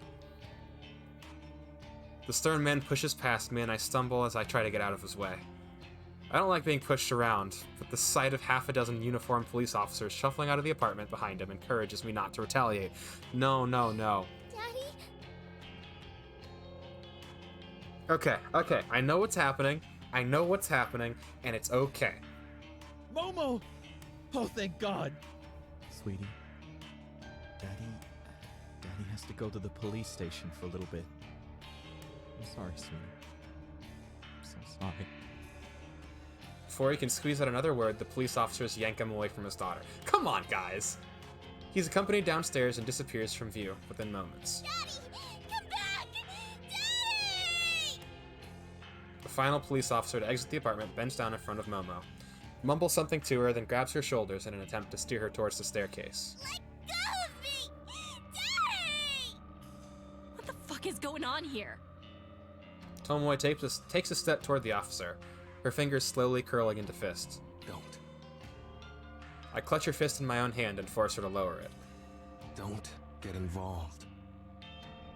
It's a police matter. I think she understands my vague warning, as she stops struggling against me. Momo.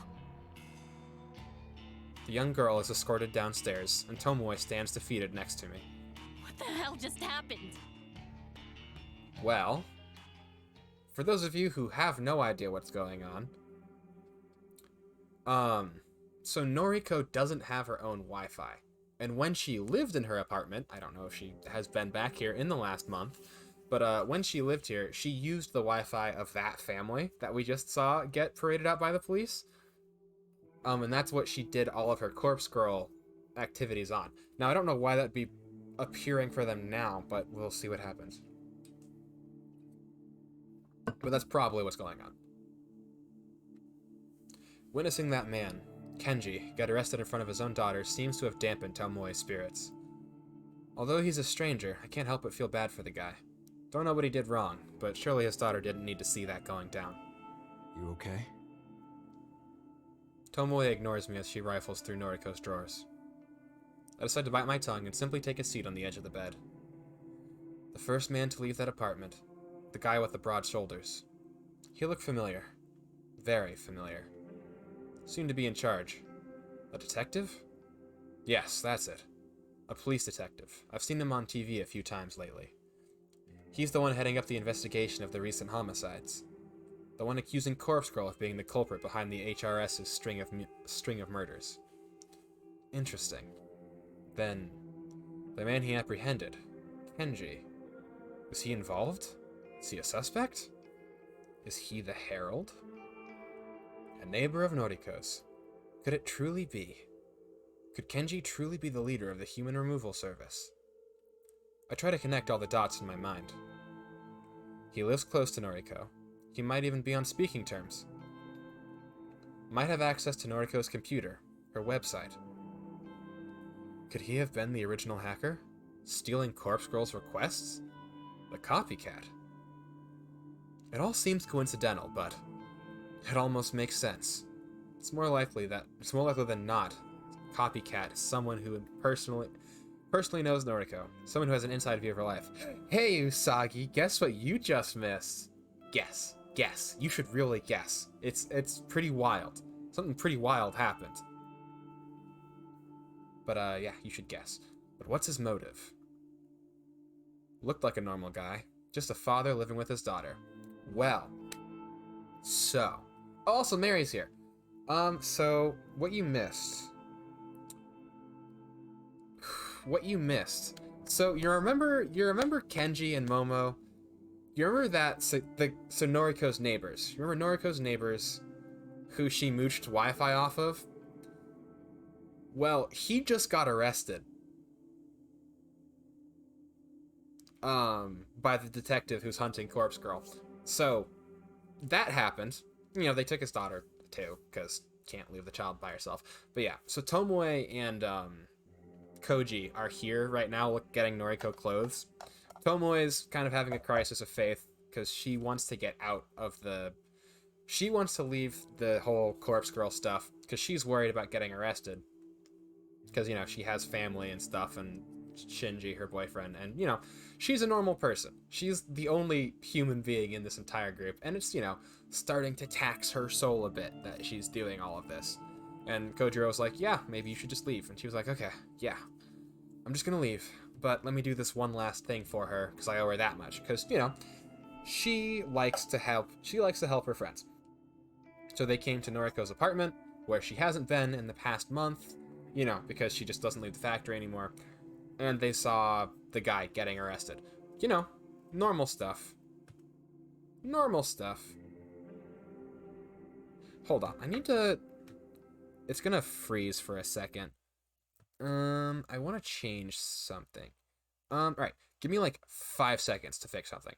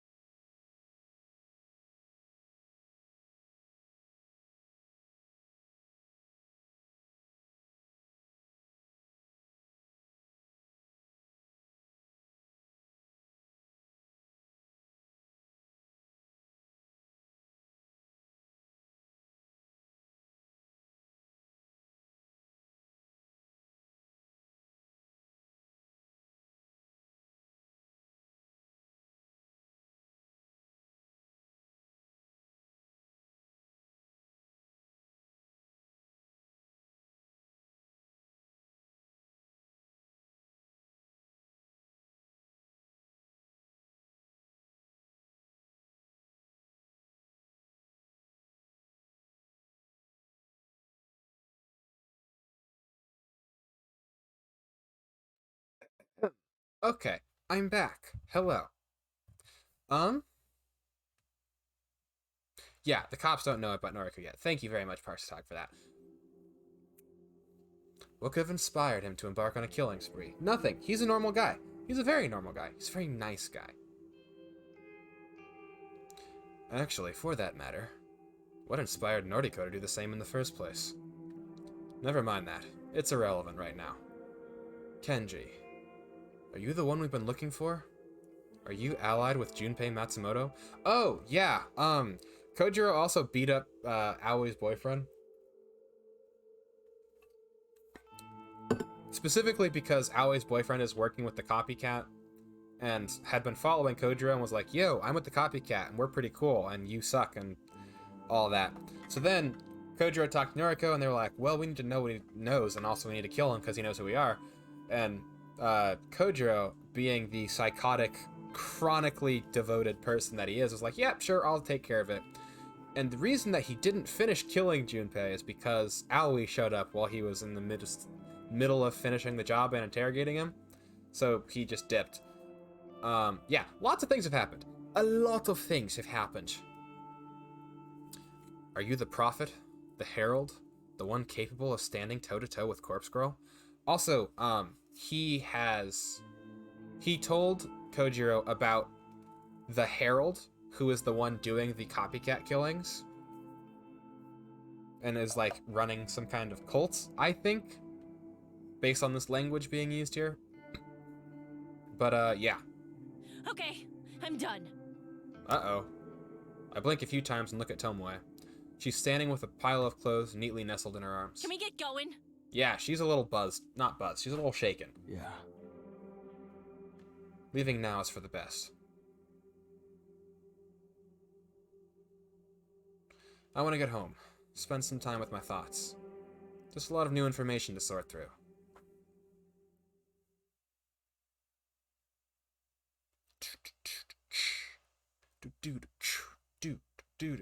Loading screen.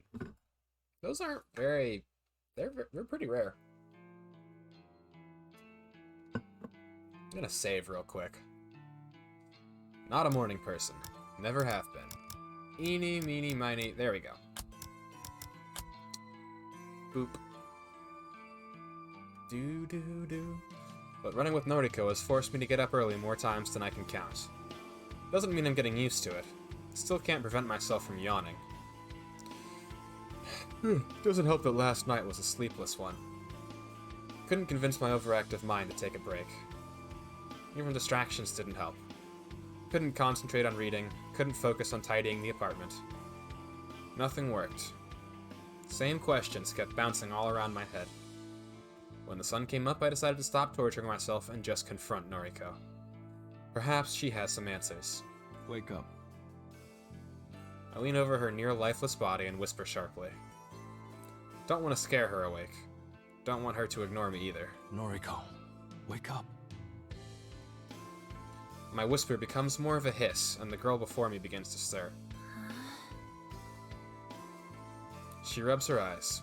A familiar sight thanks to all the times I've woken her up lately. Again, Kojiro? What time is it? Early. Listen, got some questions for you. Give me a break. She sighs, sits up, and reaches for her handbag lying next to the futon. After rummaging through its contents for a few seconds, she curses under her breath. No coffee. Here. I toss her a silver can of coffee I picked up from a vending machine on the way over. I know the drill by now. Know Noriko well.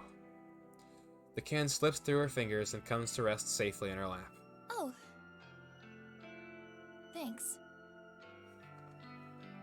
She cracks open the tab and takes a long sip, effectively draining half the contents in one swig. This is nice. She thoughtfully examines the front of the can, running her fingers along the embossed logo. Glad you like it. Now, questions. Fine. Go. Do you know a guy named Kenji? With a daughter, Momo? She does. Noriko cocks her head to the side as if this were the last question she expected to hear from me. Yeah, I know them. They're my neighbors, kind of. They live on the floor below me. That's right. You on speaking terms? More or less.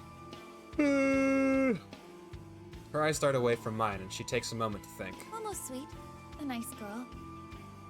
Kenji... We used to talk, but then... Well, then you had a psychotic breakdown in the middle of a mall. Well, I think he's lost respect for me. Let's leave it at that. I see.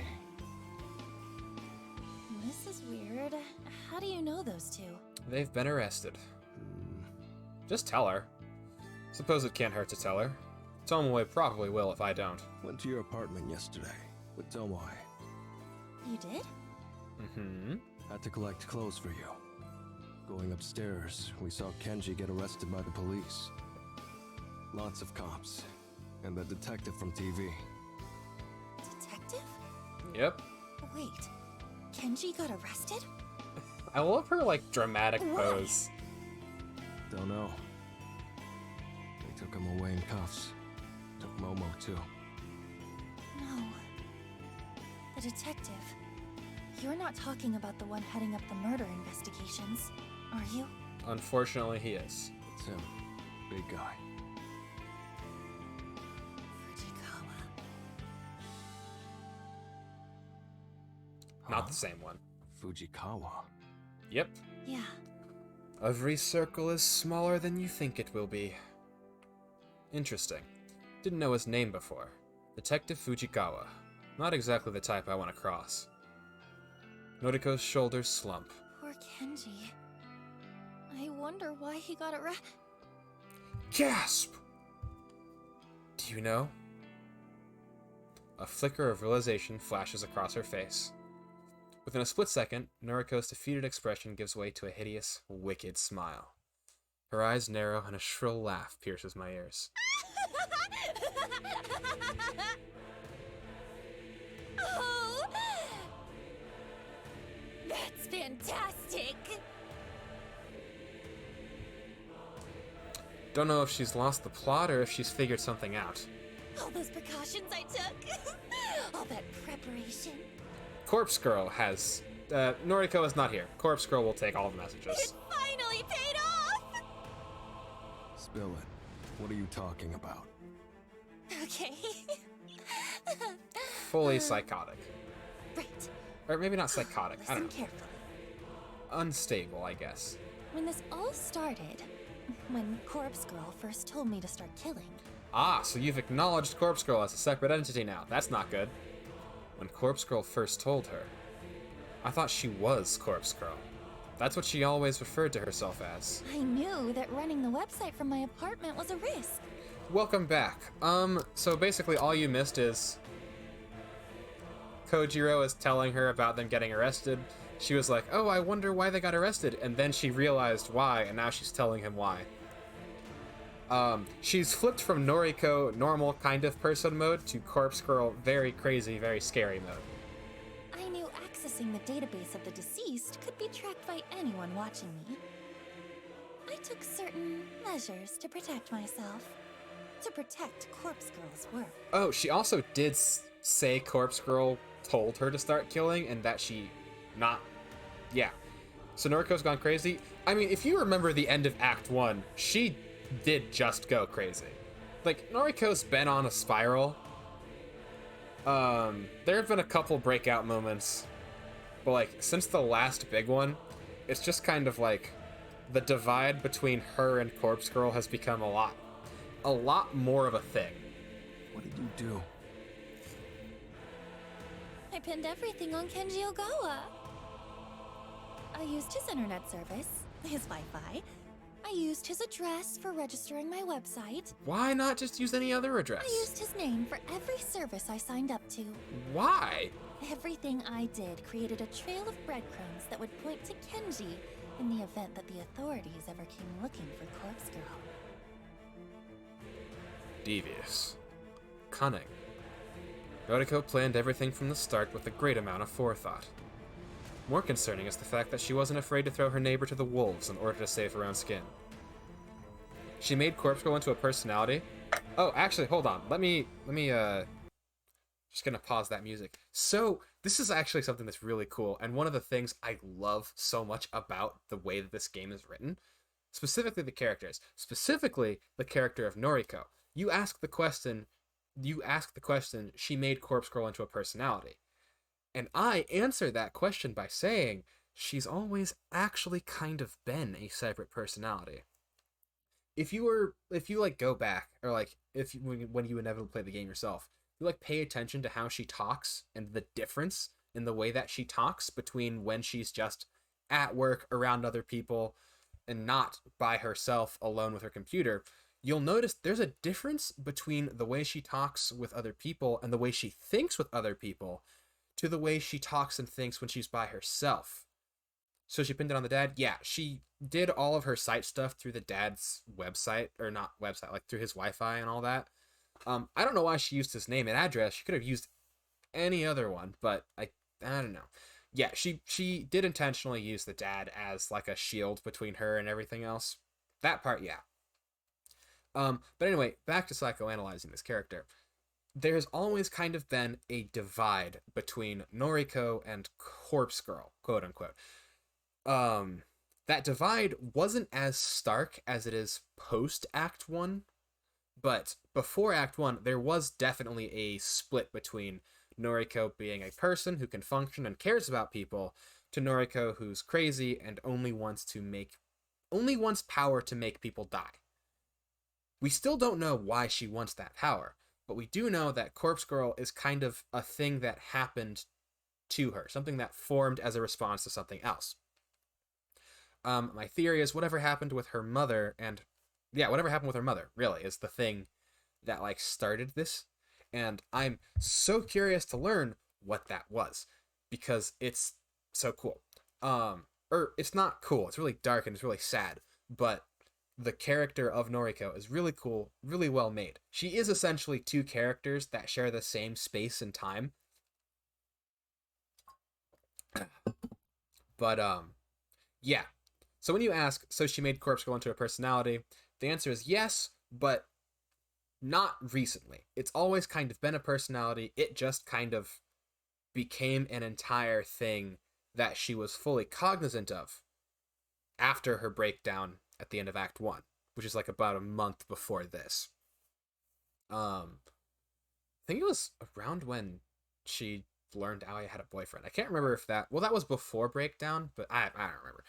Anyway, all that to say, we must now continue.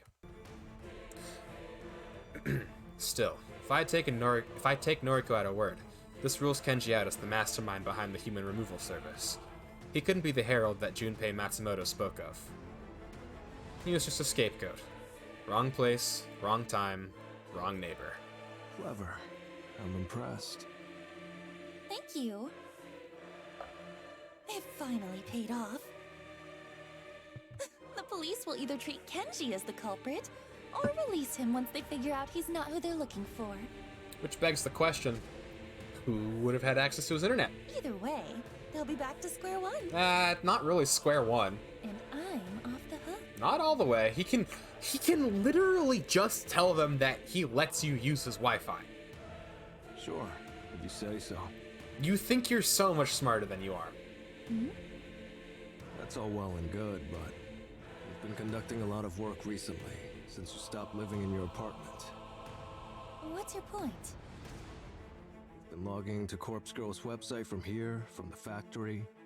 You've been accessing that database of the deceased, too. Mm-hmm. Don't you think if the authorities trace that, they'll just come looking for you here? I'm assuming she'd routed it some way. I'm using my cell service to connect to the web. Huh. I'm not using a dedicated internet connection, and I'm running my connection through a proxy to mask my IP address. That can't be traced, right? I don't know. I shake my head. I'm pretty sure it can be tracked. Not my area of expertise, though. No. But I'd be cautious if I were you. Lay low for a bit. The cops will figure out Kenji's not guilty soon enough. Just you wait. It literally, like, using Kenji as the full-on scapegoat works until he's like, wait, There's only one person besides me and my 5-year-old child who uses our internet. Yeah, immediately told the cops she used my Wi-Fi. I don't think he knows why they're arresting him yet. Normal guy like that, he won't be able to give them any of the information they're looking for. It's so funny too. Hold on, I have to fix something. But it's so funny too because like literally if he ever says, "Oh wait, I let someone else use my internet." Like you fit the profile of a of your typical serial killer. Like you have no friends, you only go between your house and one other location. And you know what? That is an unfair stereotype and all that. But this is also Japan. Wouldn't be surprised if he gets released before the weekend. Like, he definitely knows people who can be like, "No, Kenji's great. He helped me walk my dog to the park the other day." So?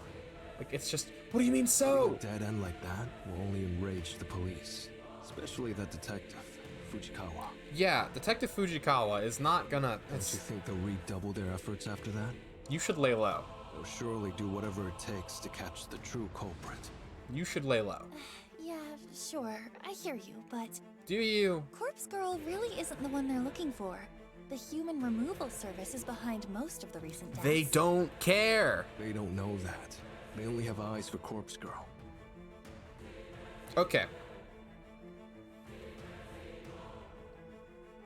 Well, when they arrest you, they have to tell you what they're arresting you for. In America, I don't know if it's the same in Japan. I meant to say, because this is Japan, and I don't know how their laws work as opposed to ours. Because in America, yeah, they have to tell you what they're arresting you for. But like, I don't know if they have to. I don't know if they have to. You made her famous. Made her known in every household across Tokyo. I do know that the Japanese like justice system is a lot more predatory than the American one. Now again, I don't know if this game was made by a company in Australia, so they definitely have a better concept of Japan than we do. But yeah, it's like, I don't know. I just know that their justice system is a little more predatory than ours, and I know nothing else besides that. She's as much at fault as the Human Removal Service, and you know it. That too. If they catch you, let's just say you won't be let off the hook so easily. And she's fully stopped planning ahead. Noriko folds her arms across her chest angrily. Not my fault she doesn't want to hear the truth. This whole conversation has given me a headache. All my assumptions on the identity of the Herald led me to a brick wall. But I did glean one interesting piece of information from Noriko's words. A phrase that loops within my mind verbatim. When Corpse Girl first told me to start killing. I rubbed my chin and thought. Gotta go. You good here? Noriko drains the rest of her coffee and tosses the can aside. Yeah, I'm fine. No, she's not. Right. Later then. Noriko doesn't speak another word. I leave in silence. Click. I don't think Tomoe's coming back. I hope Tomoe's not coming back. I hope she's just decided to leave. Got a few hours before I need to be at the morgue. Usual night shift. Not a good combination with an early morning. At least there are no deliveries to make today. For Noriko, or for Corpse Girl. Click. For the best. If Tomoe is quitting the business, we won't have a driver. Didn't really think that through when I encouraged her to go with her gut. Oh well, that's on Noriko. She's the brains behind the operation. I'm simply the muscle, just like I always tell her. Corpse Girl told Noriko to kill people. That's what she said. That's what Corpse Girl said. Oop. That's what the person I know as Noriko told me. That begs a follow-up question. If Noriko isn't Corpse Girl, then who is? Is Corpse Girl a person? Someone whispering instructions in Noriko's ear? No. Has that always been the case? Nah. I was so blindsided by her ambitions for grandeur that I disregarded the truth behind her words. Was I? Oop. Is Noriko nothing but a puppet? Too many questions. Doubt Noriko will willingly spell it out for me. Not if she's gone to such lengths to mask the truth for so long. When Corpse Girl first told me to start killing. I can't get the quote out of my head. Too many moving pieces in this puzzle. Noriko, Corpse Girl, the Human Removal Service, the Herald, Junpei Matsumoto, and Kenji Ogawa. Too many assumptions. Too many shadowy figures. Makes me angry. Don't like it when I don't understand something. I'm clever, sharp, like to know everything. Like to predict what's going to happen next. Like to remain one step ahead of everyone I know. Right now, I feel 3 steps behind. Behind Noriko, behind whatever Corpse Girl is. Maybe Tomoe has the right idea. Maybe getting out of this situation is for the best. Though, could I really make a clean break? Could I really just walk away? What happened to the friend in the game I don't trust? Oh, yeah. So, hold on. Don't know. We have seen her once in Act 2, and that is... Oop, I need that. We've seen her once in Act 2, and that was when she walked into the parking garage where Kojiro was kicking her boyfriend. And then she was like, "What are you doing to my boyfriend, you creep?" And was like, "Leave!" So, either she's very convincing, or... I don't think she cares about Junpei, but maybe she does. I don't know.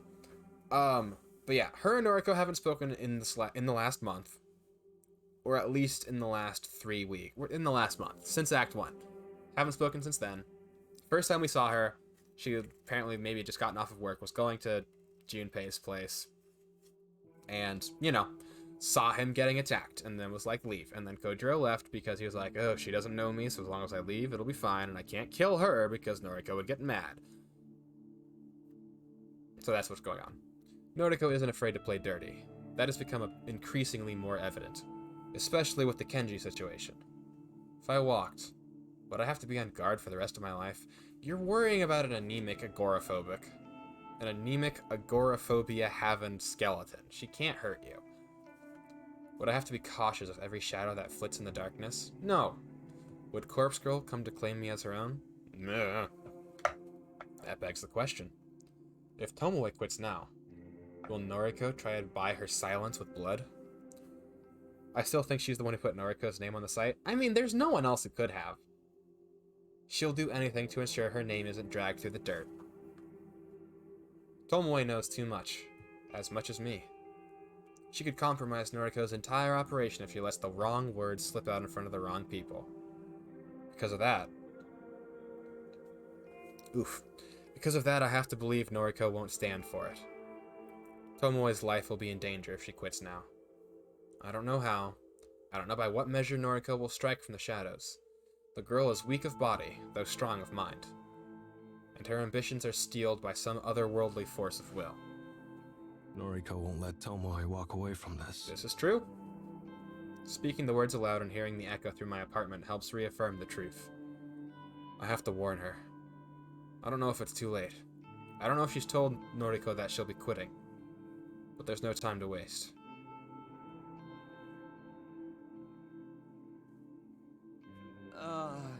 Can I help you? Oh, really?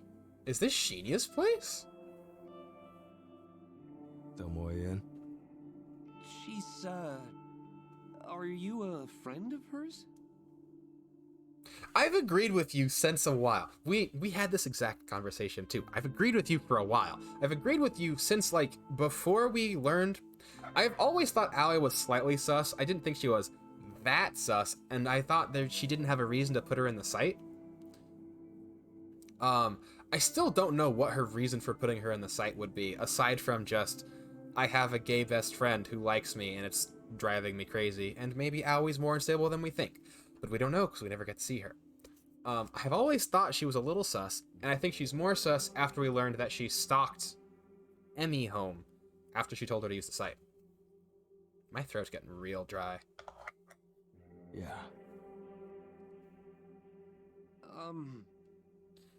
This is an emergency. Oh dear. Really? Yes. Hang on. I'll go get her. I wait patiently as the guy, I assume her boyfriend, goes to fetch her. It's fairly late now. The sun is setting. I might miss the start of my shift at the morgue. This is more urgent. Kojiro? I also noticed something in the opening, What the but fuck are you doing here? doesn't matter. Ah, such sharp words behind such a nice smile. Need a word. How'd you get my address? Not hard. You know Followed what? I'd rather not know. Yep. Could be jealousy. Who would she be jealous? Oh, maybe. Who is this guy? Why does he smell like... Long story. Is he bothering you? Should I take care of him? Oh, Shinya, you sweet, soft marshmallow boy. My nostrils flare a little as I choke back a laugh. This guy's pretty scrawny. I'm no martial arts champion, but I find it hard to believe he'd pose a threat. Nah, it's all good. He's harmless. Mostly. That's not true. I see. He flashes me an untrusting glare. Need to talk. It's important. Fine, come in, come in. Him. I point a finger at the boyfriend. He needs to go. Seriously? Yes, come on. What do you think I'm here to talk about? Ugh. Yeah, fair point. Oh, way to pique his curiosity. Shinya, can you, like, clear off for a bit? Tomoe, I want to know what's going on here. Yeah, put your foot down, Shinji. Just Or who Shinya. is this guy? Is he an ex-boyfriend of yours? Because I'll fight him. You just watch me. Yeah, we're proud of him. We're real proud of him. We're proud of him. We're proud of him. Couldn't take care of a paper bag. You be nice. Be nice. He's doing his best. Look at how assertive he is now. No need for that. Not here to steal your girl. Just listen to him, Shinya. You've no need to worry. Fine then. I can tell when I'm not wanted. Oh, buddy, don't storm out If crying. anyone needs me, I'll be outside. Come on, Shinya. Shinya, maintain a little bit of dignity. Come on, man. The boyfriend storms off like an upset toddler, and I finally allow myself to crack a smile. What a catch. Shut up. Good job, Tomoe. Don't let him insult your man. You don't know him like I do. Mm-hmm.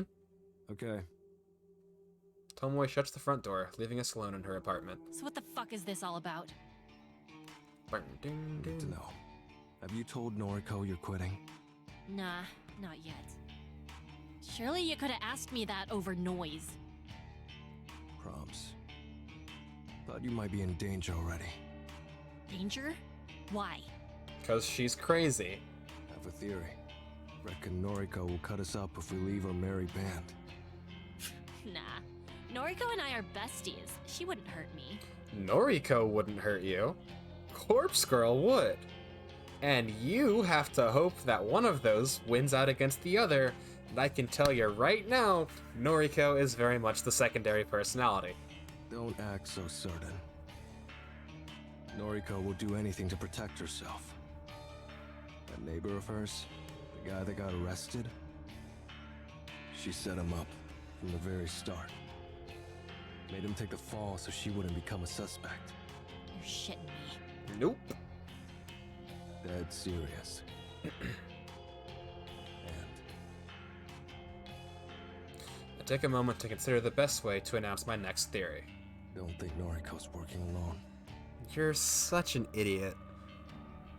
Tomoe simply frowns at what I'd considered to be a startling revelation. Come on. Well, of course she's not. We're working with her. You're such an idiot. Guess I didn't explain it well enough. I guess you wouldn't assume it's another personality. Not what I meant. Noriko. Noriko may not be the ringleader here like we assumed. She said, and I quote, "When Corpse Girl first told me to start killing," end quote. Did Tomoe also forget she attacked Noriko? I bet Corpse Girl didn't forget that. I'm pretty sure she remembers. It's just like, it's not an active memory because they moved past it. Now, did Corpse Girl forget it? Probably not. But, like, I don't think she's gonna... I think that she's more likely to poison her than something else. Also, I just noticed the time, but we're gonna keep going for a little bit. Tomoe's silent contemplation convinces me I'm onto something. Something that neither of us had stumbled upon previously. Well, shit. What'd you say? Oh. I thought Noriko was Corpse Girl. She always calls herself that. Mm-hmm. In fact, she even admitted it to me once. Yeah, I remember it. Yep, you're thinking she's a lot stabler than she is. I kinda suspected it and I asked her about it, and she confirmed it. Sure about that? Well, pretty sure. Anyone yeah. can cast doubt on a memory from that long ago. Interesting. Now I'm starting to doubt myself. She's just crazy. Don't sweat it. Noriko does refer to herself as Corpse Girl. I'm sure of it. Right? I thought so. But I'm still uneasy about it. Someone convinced her to start killing. And she seems to think it was Corpse Girl. I don't get it. Well, let me tell you about dissociative identity disorder. Dissociative identity disorder, in a very simplified, not a professional psychologist understanding, is essentially when a traumatic event happens, some people cope by breaking away from it entirely and creating another personality that kind of protects them from that. And I'm explaining it very poorly. It's a very complicated thing. Neither do I. But basically, your other persona exists because of some kind of trauma. Either as a way to protect you from it, or to give you power over that thing, I think. I think that's how it works. But I'll get to the bottom of it. Right. For now, for your own safety, don't tell Noriko you're quitting. Seriously? I don't know how she'll react. What a drag. I really don't want to do this anymore. Let her go. I mean, the only way to keep her safe and let her go and not also know everything there is to know about Corpse Girl is to be like, yeah, just have Shinya get you guys put into protective custody. The problem with that is that Shinya's dad is in fact Detective Fujikawa, who is hunting Noriko right now. So if that happened, then, you know, Fujikawa would know where she is. So right now you're balancing, do you want to keep Noriko safe or do you want to keep yourself safe? And that's a hard balance. It's not even that simple. It's not even as simple as I made it sound. Give me a bit of time. You sure you can sort this out? Hopefully. Yeah. I'm not exaggerating my confidence. I'm determined to learn the truth about Noriko and the identity of Corpse Girl. Maybe I can figure out why this all started. Why Noriko is so intent on continuing down her path of destruction. Leave it to me. Thanks. Later then. I make my way to the front door and swing it open. Eavesdropping! Slightly startled when a heavy. Would you describe Shinya as heavy? I feel like he's made of sticks, leaves, and good wishes. Look down at him sprawled on the floor, groaning. You okay? He'll be fine. Get up, Shinya. He clambers to his feet and dusts off his trousers. I was, just, Gotta go. Bye. Don't have time for this. I really hope he didn't hear too much. That makes this all so much more complicated. Well, My late arrival at the morgue is not met by any form of chastisement. The place is empty, devoid of life. Nothing out of the ordinary there. Though, something is off. It's too empty. Glancing around at the walls of the cold chambers, I immediately notice something suspicious. The majority of the chamber doors aren't sealed shut. They're slightly ajar, as though the last person to access them didn't close them properly. I would never do that. I know how to press the doors firmly enough that they lock in place. Leaving a cold chamber unsealed is a sure way to assist in the cadaver's deterioration. And an unsealed chamber allows the odor of decay to leak into the morgue. Right now I don't smell anything out of the ordinary. Meaning, these chambers are empty. Someone has removed the cadavers that were stored inside. Yep, I think you're about to get arrested, my dude. Now, a cursory glance shows that a good 90% of the cold chambers are unsealed. Fuck. My initial sense of uncertainty gives way to panic. I jog toward the left wall of chambers and start pulling sliding trays out one by one. Empty, Empty, empty, one after the other. Each chamber is devoid of its macabre contents. Even the HRPs have been removed. Shit. I come across one cold chamber that is still sealed. Press the release button in as I pull the handle forward. The familiar hiss of cold air escaping from the hollow space does little to allay my fears. I slide the tray out and sigh. Empty. It would seem that even the properly closed chambers have been evacuated. Oh, no voice line? Okay. I dash to the opposite wall. Row of cold chambers that store bodies not due for cremation. The row Noriko isn't allowed access to. But, just like the other wall, every chamber is empty. There's no way she did this. Ugh, my throat. No luck. I trudge toward the computer at the far wall. Logging into the inventory, I scan through the list of recent arrivals and departures. No bodies came in today. Unusual, but not itself a cause for concern. More importantly, no bodies have been checked off as removed from the premises. Each and every body that has disappeared from this place has not been accounted for. The correct protocols have not been adhered to. I can only draw one conclusion. The morgue has been robbed. But who robbed it? Sorry to rock up so late. It's fine. I was awake. Of course you were. Okay. Bad news. Hit me. Morgue's been plundered. Plundered? What, are you a pirate now? You gonna listen? Wait. Your tone. You're not joking. Of course he's not. He doesn't joke. No. He does not have a sense of humor. Explain. Explain. All the cadavers have been stolen. Cold chambers are completely empty. Fuck! Yeah, my thoughts exactly. Yeah, How exactly. could you let this happen? Calm down. Me? I'm no security guard. Don't put this on me. Uh-oh. How am I supposed to acquire corpses now? Calm your face. How the fuck am I supposed to appease Corpse Girl? Oh dear. Despite the fact she's having a Noriko moment, I don't miss the fear in her voice. Appease Corpse Girl. Not something you'd say if referring to yourself. She's clearly referring to someone else. Some other being. Time to put her on the spot. Sick of always being 3 steps behind. Who's Corpse Girl? What? Who is she? Don't act dense. I'm Corpse Girl. Are you now? If you're trying to be funny, it isn't working. Now isn't the time. We've lost everything, Kojiro. I've got a couple of bodies here at the factory, but they're allocated to victims already. If Corpse Girl gets any new requests, we won't be able to fulfill them. There, you did it again. You referred to Corpse Girl as another person. Come on. Can you stop messing around? Don't you see how serious this is? I do. I do. I see how serious this entire situation has become. Noriko is delusional.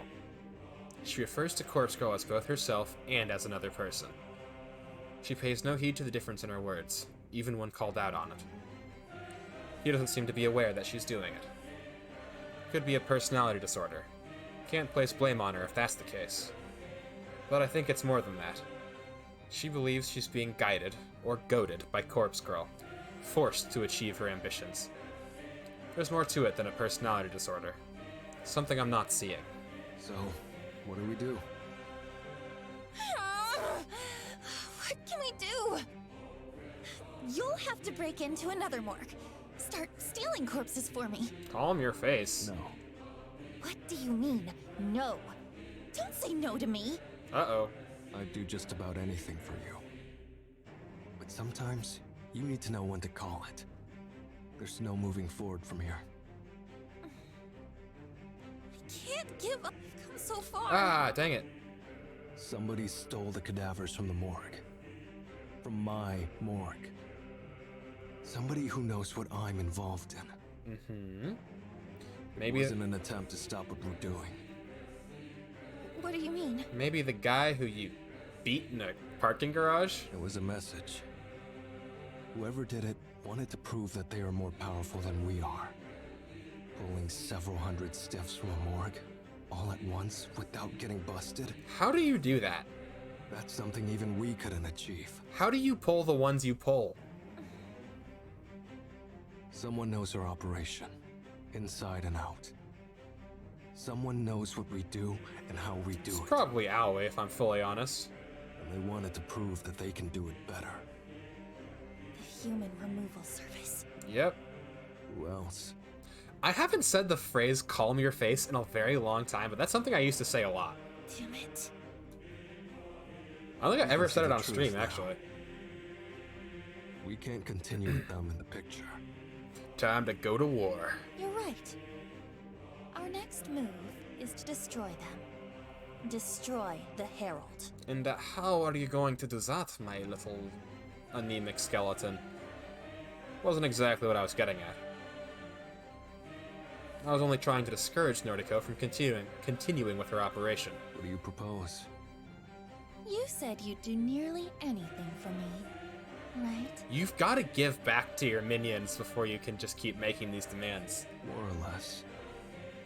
Then, hunt down Junpei Matsumoto. Again, Bring him back to the factory. he needs to reveal the identity of his leader, the Herald. Bring him back to the factory. Aye. Didn't work so well last time. Can't forget that night. Had the guy beaten and bruised on the ground. Stubborn pup. You were interrupted last time. Oh? Aoi got in the way, didn't she? Oh dear. Yeah. Tried to defend her boyfriend. You need to extract information from Junpei at any cost. That's terrifying. When you're done, kill him. I have no problem with that. But if Aoi is present again, I'll have to back down. Oh, please don't say it. A few seconds of silence makes me ponder if Noriko still has her head in the conversation. I'm about to repeat myself when she finally speaks. If Aoi interferes, No.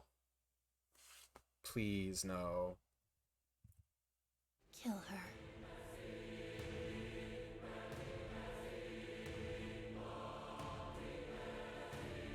And just like that, her true heart is revealed.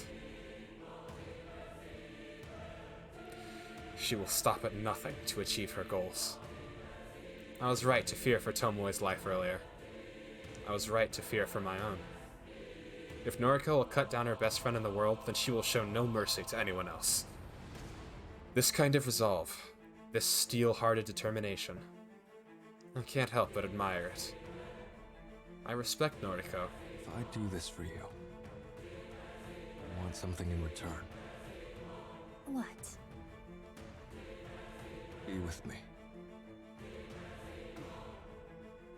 You still want me? I've never wanted you more. I'm in love with you, Noriko. And the thorns In twist case that wasn't clear before. twist around them more. Okay. Take care of this issue for me, and you can call me yours. I'll be your girlfriend, or your wife, or your mistress. Whatever you want. My heart will be yours. Corpse Girl is a very dangerous person. That's all I wanted to hear. All I needed to hear. I don't want to be alone anymore. I don't want to be lonely. Noriko, Shizuko, even Tomoe, it doesn't matter. I just want somebody to love me. To hold me. Okay. I'm on it. Leave it to me. Thank you, Kojiro. I'm putting my faith in you. I step back, turn around, look up, stare at the stars in the pollution-clouded sky. When we get together, perhaps we can live in her apartment. My old place. It'll be like coming home after a long absence. Noriko will replace Shizuko in my heart. And life will go on.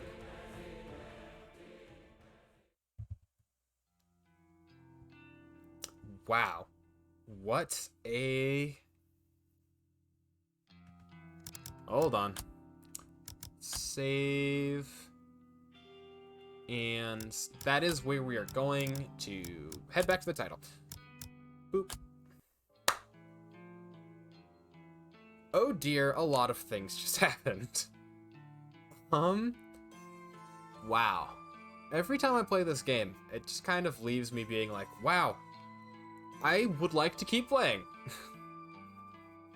Yeah, that's... I mean, yeah, there's really nothing else to say about it other than that was wild, and it just keeps getting wilder. Yeah, thank you all for coming. This was a lot of fun. Before I go, I do have one thing. I'm just gonna make that so that I can't hear it. I do have one thing to say. So I'm going to... Hold on. Let me move things around. All right, cool. So I'm going to stream... I'm going to try to stream twice next week, and then I won't be streaming the week after next week. Because, you know, I'll just be gone. I will just be gone. That is essentially that. One of the 2 streams I'm doing tomorrow... oh, you just saw that? Yeah, yes, I did in fact do that. But, yeah. That's actually probably what I'm gonna do, because after this I have to go eat, and then after I eat, I have to go to work. But, that is neither here nor there. But, what was I about to say? Yes. So, next week, I'm going to stream at least twice. On Monday, I'm going to do something a little different. So game-wise, I'm just going to be focusing on trying to finish Corpse Factory. I'm just kind of like, I want to finish this game, so that's what I'm going to do. But on Monday, instead of playing a game, I'm actually going to try, this is hard for me to talk about because it's very embarrassing. But, so essentially, what I'm going to do on Monday is I'm going to read some old stories that I wrote in high school on stream. And the reason I'm going to do that is because I really wanted to kind of, with, you know, everything that I do, I kind of wanted to focus more on storycraft and like that general thing. And, you know, I just wanted to try like something different, try focusing in on the story part of everything a little bit more. Like, you know, we do that a lot with like the games and stuff that we play. I play a lot of visual novel and stuff, but I was like, you know what? I want to try like actually just reading things. I want to try like sharing stories directly. Not directly, just sharing stories in a different way. And I was like, okay, what's a way that I can do this? And I remembered a bunch of friends of mine had written stories on, because when we were in high school, we all used Wattpad a lot. And I was like, oh, I could read some of those. And then I thought to myself, well, I shouldn't read theirs before I read mine. So on Monday, I'm going to read a Shandel story time. Yeah, I'm going to read. It is incredibly difficult for me to say that I wrote a Gravity Falls fanfiction in my sophomore year of high school, but I did do that. And that is the thing that I am planning to read on Monday for the stream. And maybe, I don't know what else is on my Wattpad account. We'll find out. But yeah, we'll maybe go through one of those as well. Just if the one ends up not being enough for the entire, I think I have like 2 hours scheduled. But yeah, so that's what I'm going to be doing on Monday, which is different from what I normally do.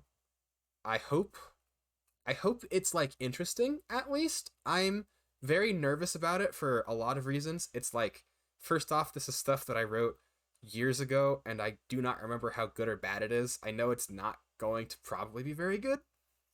And, you know, it's also just weird. But, like, this is just a thing that I was like, I want to try this. I want to try leaning fully into what I wanted to do. And that's, you know, storytelling. And I wrote these a long time ago, so I figured I might as well try and get something out of them.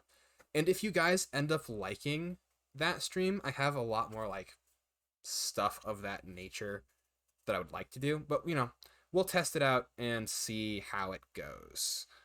But yeah, my heart is, like, not pounding. It's like, I don't know. It's hard for me to talk about because it's just very, embarrassing, cringe, I don't know.